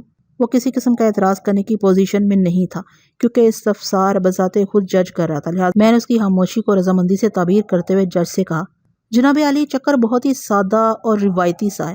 مقتولہ نازنین کو بخاری صاحب کی غیر نصابی سرگرمیوں کا پتہ چل گیا تھا۔ اس نے اپنے تئیں شوہر کو سدھارنے کی کوششیں شروع کر دی، لیکن اس نے اپنے اور شبانہ کے تعلق کو کبھی تسلیم نہیں کیا۔ بیوی کی حس شوہر کے معاملے میں بہت تیز ہوتی ہے۔ نازنین کو یقین تھا کہ ان دونوں کے بیچ کوئی کھچڑی پک رہی ہے، مگر بخاری اسے کوئی سرا نہیں پکڑا رہا تھا۔ نازنین نے اس سلسلے میں اپنے سیاستداں بھائی کو بھنک بھی نہیں پڑنے دی۔ وہ ایسی ہی کوشش کا نتیجہ بھگت رہی تھی۔ شادی شدہ زندگی اسے پہلے راس آئی تھی اور نہ ہی اب آ رہی تھی۔ اس کا پہلا شوہر بھی کچھ ایسی ہی صفات کا مالک تھا۔ نازنین نے شوہر کو راہ راست پر لانے کے لیے بھائی کی طاقت کا سہارا لیا تو چند روز بعد اس کا شوہر ایک حادثے کا شکار ہو کر موت کے منہ میں چلا گیا۔ میں نے سانس لینے کے لیے لمحاتی توقف کیا، پھر اپنی بات کو آگے بڑھاتے ہوئے کہا، نازنین نے بخاری کے سلسلے میں سابق تلخ تجربے کو نہیں دہرایا اور بھائی کو اپنے حالات سے بے خبر رکھتے ہوئے اپنی سی کوشش کرتی رہی، مگر یہ کوشش رائے گاہ گئی۔ اسی دوران میں ایک اور تماشا رونما ہوا۔ جس اخبار میں سحر بخاری سیاسی کالم لکھتا ہے، اس میں گاہے بگاہے شبانہ سحر کے نام سے بھی کالم شائع ہونے لگے۔ وہ اخبار چونکہ باقاعدگی کے ساتھ گھر میں آتا تھا، اس لیے یہ بات نازنین سے پوشیدہ نہ رہ سکی اور اس نے حالات کی کڑیاں ملاتے ہوئے ایک کہانی مکمل کر لی۔ وہ کہانی جس کا بیشتر حصہ حقائق پر مبنی تھا، لیکن جس بات میں آ کر نازنین نے اسے اپنے خدشات کا عکاس انجام دے ڈالا۔ اسے یقین ہو گیا کہ سحر بخاری نے شبانہ قمر سے خفیہ شادی کر لی ہے اور اسی کے کالم گاہے گاہے شبانہ سحر کے نام سے بھی شائع ہو جاتے ہیں، جبکہ حقیقت اس کے بالعکس تھی۔ بیویوں کے ذہن میں اگر شوہر کے حوالے سے کوئی بات سما جائے تو وہ آسانی سے تلف یا حذف نہیں ہوتی۔ اس نے ایک روز سحر بخاری سے اس سلسلے میں دو ٹوک بات کرنے کا فیصلہ کر لیا۔ ان کے درمیان یہ مسئلہ زیر بحث آیا اور بخاری نے نازنین کے الزام کی نہ صرف تردید کر دی بلکہ اگلے روز وہ اسے اپنے ساتھ اخبار کے دفتر بھی لے گیا۔ اس کا خیال تھا کہ وہ اسٹاف سے گواہی دلا کر نازنین کو مطمئن کر دے گا، کیونکہ سب جانتے تھے شبانہ سحر اپنی ایک ذاتی حیثیت رکھتی ہے۔ وہ شوقیہ کالم لکھتی تھی، اس لیے باقاعدہ اس کے کالم شائع نہیں ہوتے تھے، لیکن سوء اتفاق کے اس روز اصلی شبانہ سحر دفتر میں موجود تھی۔ یہ صورتحال سحر بخاری کے لیے خاصی حوصلہ افزا تھی۔ اس کا خیال تھا کہ اصلی شبانہ سحر سے ملنے کے بعد اس کی بیوی کا ذہن صاف ہو جائے گا، لیکن نتیجہ بالکل الٹ ہو گیا۔ نازنین کے ذہن میں چونکہ شک کا پودا جڑ پکڑ چکا تھا، لہٰذا وہ یہی سمجھی کہ بخاری نے اسے اطمینان دلانے کے لیے کسی فرضی شبانہ سحر کا بندوبست کیا ہے۔ اس کا شک اور زیادہ پختہ ہو گیا۔ اس کے بعد گھر میں ان کے درمیان اکثر جھگڑا رہنے لگا اور وٹنس باکس میں کھڑے سحر بخاری کی برداشت سے جواب دی گئی۔ قطع کلامی کرتے ہوئے اس نے بڑے جرحانہ انداز میں مجھ سے پوچھا، آپ کو یہ ساری فضول باتیں کس نے بتائی ہیں؟ واصف علی نے، میں نے نہایت ہی متحمل لہجے میں جواب دیا۔ اور بفرے ہوئے انداز میں چیخ اٹھا، کون واصف علی؟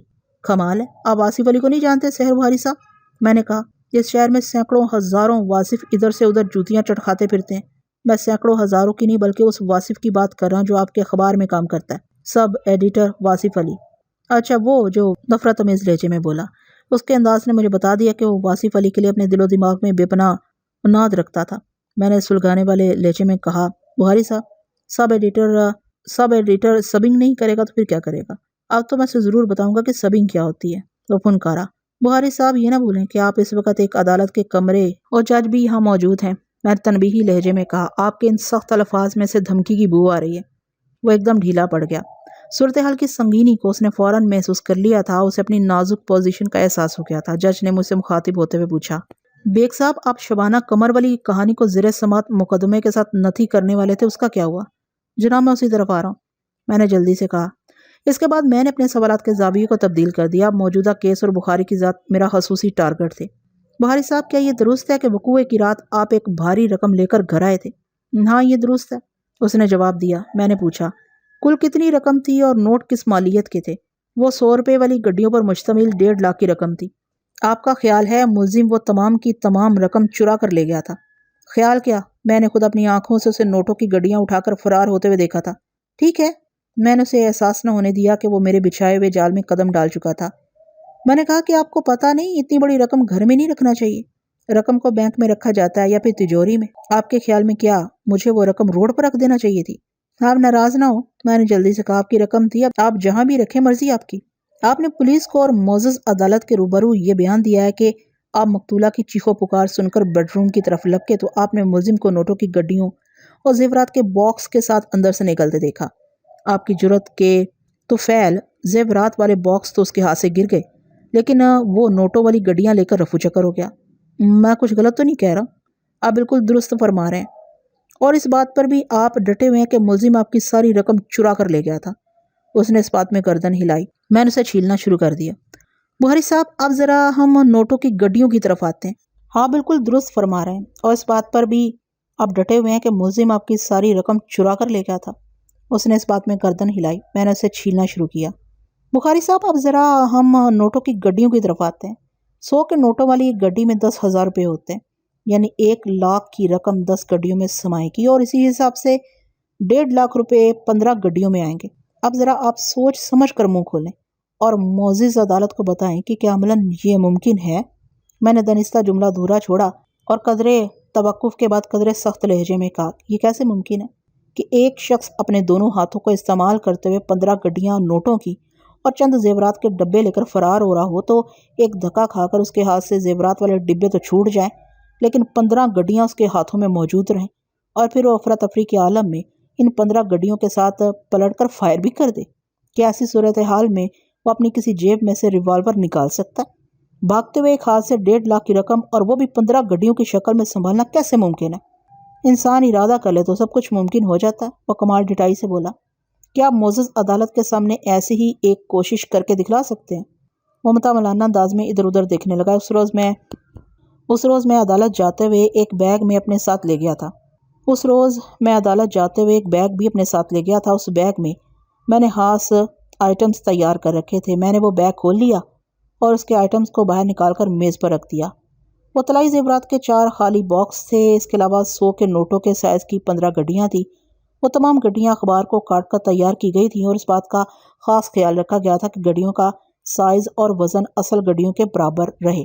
ایک تیسری چیز بھی بیگ میں موجود تھی، اور وہ تھا ایک کھلونا ریوالور۔ میں نے جج کی طرف روئے سخن موڑتے ہوئے کہا، جناب عالی، اگر معزز عدالت کی اجازت ہو تو میں ایک چھوٹا سا دلچسپ کھیل پیش کرنا چاہتا ہوں۔ وکیل استغاثہ فوراً بول اٹھا، یہ عدالت کا کمرہ ہے، کوئی تماشا گاہ نہیں۔ اس کی مریل سی آواز سے مجھے اندازہ ہو گیا کہ وہ ان نتائج کی سنگینی کو اچھی طرح محسوس کر چکا تھا جو میرے بتائے ہوئے کھیل کے آخر میں برآمد ہوتے۔ تاہم جج نے اس کے اعتراض کو توجہ کے لائق نہ سمجھا اور مجھے اپنی خواہش پوری کرنے کی اجازت دے دی۔ میں نے استغاثہ کے گواہ سحر بخاری کو کٹہرے سے باہر بلایا اور خود بھی میز کے قریب پہنچ گیا۔ جب وہ میرے پاس آیا تو میں نے وہ کھلونا ریوالور اس کی پتلون کی جیب میں ٹھوس دیا، پھر تحکمانہ انداز میں کہا، تم میز پر موجود زیورات والے خالی باکس اور 15 نوٹوں کی گڈیاں دونوں ہاتھوں میں سمیٹ کر دروازے کی جانب بڑھو۔ میں تمہارے ہاتھوں پر چپڑ کر ان چیزوں کو چھیننے کی کوشش کرتا ہوں۔ تم اپنی آسانی کے لیے زیورات والے باکس ہاتھوں سے گرا دینا اور 15 نوٹوں کی گڈیاں سنبھال کر اس طرح عدالت کے کمرے سے فرار ہونے کی کوشش کرنا کہ پلٹ کر تم کو جیب سے کھلونا ریوالور نکال کر مجھ پر فائر بھی کرنا ہے۔ ایک لمحے کے توقف سے میں نے مذاق کے رنگ میں کہا، مسٹر بخاری، کہیں تمہاری کسی جیب میں کوئی اصلی ریوالور تو موجود نہیں؟ تمہاری نظر میں اس وقت تک جتنا خطرناک ہو چکا ہوں اس کے پیش نظر تم مجھے شوٹ بھی کر سکتے ہو، جیسا کہ تم… میں نے دانستہ جملہ دھورا چھوڑا، اس کی جانب ہاتھ بڑھاتے ہوئے کہا، کم آن مسٹر بخاری۔ جج چونکہ اس کھیل کو پیش کرنے کی اجازت دے چکا تھا، اس لیے بخاری کے پاس کوئی جائے فرار نہیں تھی۔ اس کے بیان نے خود اس کے پاؤں میں بیڑیاں اور ہاتھوں میں ہتھ کڑی پہنا دی تھی۔ وہ چاروں ناچار آگے بڑھا اور میرے احکام کی تعمیل کرنے لگا۔ وہ بڑا مزے کا خیز منظر تھا۔ وہ 4 ڈبوں اور 15 گڈیوں کو دونوں ہاتھوں میں سمیٹنے کی کوشش کرتا، اس کے قابو میں نہیں آ رہے تھے۔ 10 منٹ کی جان توڑ کوشش کے بعد وہ اس مشن میں اس طور کامیاب ہو گیا کہ اس نے چاروں باکس اوپر تلے رکھ کر ان کے اوپر وہ تمام گڈیاں رچا دیں اور انہیں دونوں ہاتھوں کی باہمی مدد سے اینٹوں کے مانند اٹھا لیا۔ میں نے کہا، بخاری، اس سامان کو اس طرح اٹھا کر بھاگنا تو درکنار، تم آہستہ آہستہ بھی آگے نہیں بڑھ سکتے، اور جہاں تک میرا چھپٹا مارنے کا تعلق ہے تو یہ تو دور کی بات ہے۔ مجھے یقین ہے اگر میں تمہیں صرف جھکائی بھی دوں تو تم بازی ہار جاؤ گے۔ کہو تو میں جھکائی دوں؟ اس نے یک بیک وہ تمام چیزیں کمرے کے فرش پر پھینک دی اور چراغپا ہوتے ہوئے بولا، یہ آپ نے مجھے کس مصیبت میں پھنسا دیا ہے، جس مصیبت میں تم نے میرے موکل کو گزشتہ 4 ماہ سے پھنسا رکھا ہے۔ میں نے اس کی آنکھوں میں دیکھتے ہوئے زہریلے لہجے میں کہا، تمہیں کچھ احساس بھی ہے کہ تم نے اپنے ایک جھوٹ سے اس غریب کی زندگی کو کس سولی پر چڑھا رکھا ہے؟ اس کے پاس میرے سوال کا کوئی جواب نہیں تھا، لہٰذا وہ خجالت امیز نظر سے وکیل استغاثہ کو دیکھنے لگا جو اس وقت خلا میں کسی نامعلوم نقطے کو گھور رہا تھا۔ میں نے جج کی طرف رخ پھیرتے ہوئے بآواز بلند کہا، جناب عالی، اس ایک چھوٹے سے تجربے نے ثابت کر دیا ہے کہ میرے موکل کے خلاف جو استغاثہ عدالت میں پیش کیا گیا وہ جھوٹ کے پلندے کے سوا کچھ بھی نہیں۔ میں معزز عدالت سے استدعا کرتا ہوں کہ مقتولہ کے شوہر اور استغاثہ کے سب سے بڑے گواہ مسٹر سحر بخاری کو پولیس کی کسٹڈی میں دینے کے احکام جاری کیے جائیں تاکہ یہ معلوم ہو سکے کہ اس نے اپنی غلط بیانی سے اتنے لوگوں کو کیوں مشکل میں ڈال رکھا ہے۔ محکمے کے لیے سانس لینے کو رکا، پھر اضافہ کرتے ہوئے کہا، جناب عالی، میرا موکل بے گناہ اور بے قصور ہے، اسے ایک گہری سازش کے تحت چوری اور جھوٹ کے مقدمے میں ملوث کرنے کی کوشش کی گئی ہے۔ اگر پولیس سحر بخاری پر سختی کرے تو اس کیس کی ایک اور ہی شکل نکل کر سامنے آئے گی۔ پولیس مجھے ہاتھ بھی نہیں لگائے گی، بخاری دھمکی امیز لہجے میں بولا۔ میں نے طنزیہ انداز میں کہا، کیوں؟ کیا تمہارے اندر 440 وولٹ کا کرنٹ دوڑ رہا ہے یا تم بخاری سے بخار میں بدل چکے ہو؟ اس نے میرے استفسارات پر کوئی تبصرہ نہ کیا اور اچانک دروازے کی جانب دوڑ لگا دی۔ اس کی یہ اضطراری حرکت ثابت کرتی تھی کہ اس نے اپنے انجام کو برپا ہونے سے پہلے ہی دیکھ لیا تھا۔ کمرے کے دروازے پر موجود عدالتی پولیس کے عملے نے اسے فوراً گرفتار کر لیا۔ پولیس کی کسٹڈی میں سحر بخاری نے جو بیان دیا وہ میرے اندازوں اور دلائل پر پورا اترتا تھا۔ اس نے اپنی بیوی نازنین کے قتل کا اعتراف کرتے ہوئے بتایا کہ نازنین اس کی راہ کا سب سے بھاری پتھر ثابت ہو رہی تھی۔ شبانہ قمر کی طرف سے کسی بھی صورت اس کا ذہن صاف نہیں ہو رہا تھا اور اس نے بخاری کو دھمکی دی تھی کہ اگر اس نے ایک ہفتے کے اندر شبانہ قمر کو طلاق دے کر اسے ہر تعلق قطع نہ کیا تو اپنے طاقتور سیاستداں بھائی کو صورتحال سے آگاہ کر دے گی۔ سحر بخاری مقتولہ کے سابق شوہر کے انجام سے آگاہ تھا۔ اگر اس کے سارے اس کے کرتوتوں کی خبر ہو جاتی تو اس کی زندگی ایک دردناک عذاب سے دوچار ہو سکتی تھی۔ چنانچہ اس نے نازنین ایسے سنگ گراں کو اپنے راستے سے صاف کرنے کا منصوبہ بنا لیا۔ پھر جب میرا موکل چوری کی نیت سے اس کے بنگلے میں داخل ہوا تو اس نے اس موقع سے فائدہ اٹھاتے ہوئے اپنی بیوی کو شوٹ کر دیا۔ شاید وہ یہ سوچ رہا تھا کہ نہ رہے گا بانس اور نہ بجے گی بانسری، لیکن بانسری کا تو کام ہی بجنا ہے، وہ ہر حال میں بج کر رہتی ہے اور بعض اوقات ایسی دھوم دھام سے بجتی ہے کہ بندے کا باجا بجا کر رکھ دیتی ہے۔ میرا موکل شاکر سزا سے بچ نہ سکا، تاہم یہ سزا بہت معمولی سی تھی۔ اس کو اقدام سرقہ کے ذیل میں سنائی گئی تھی۔ وہ قتل کے الزام میں جیل میں سڑنے سے بچ گیا تھا۔ اب اس چھوٹی سی سزا کا ذکر کر کے میں اسے شرمندہ نہیں کرنا چاہتا۔ ویسے ایک بات میں آپ کو بتاتا چلوں کہ اس نے آئندہ کے لیے چوری چکاری اور ہیرا پھیری سے پکی توبہ کر لی تھی۔ سحر بخاری کے لیے سنگ گراں ثابت ہونے والی مقتولہ نازنین شاکر کے لیے ایک مثبت اور خوشگوار زندگی کا وسیلہ ثابت ہوئی تھی۔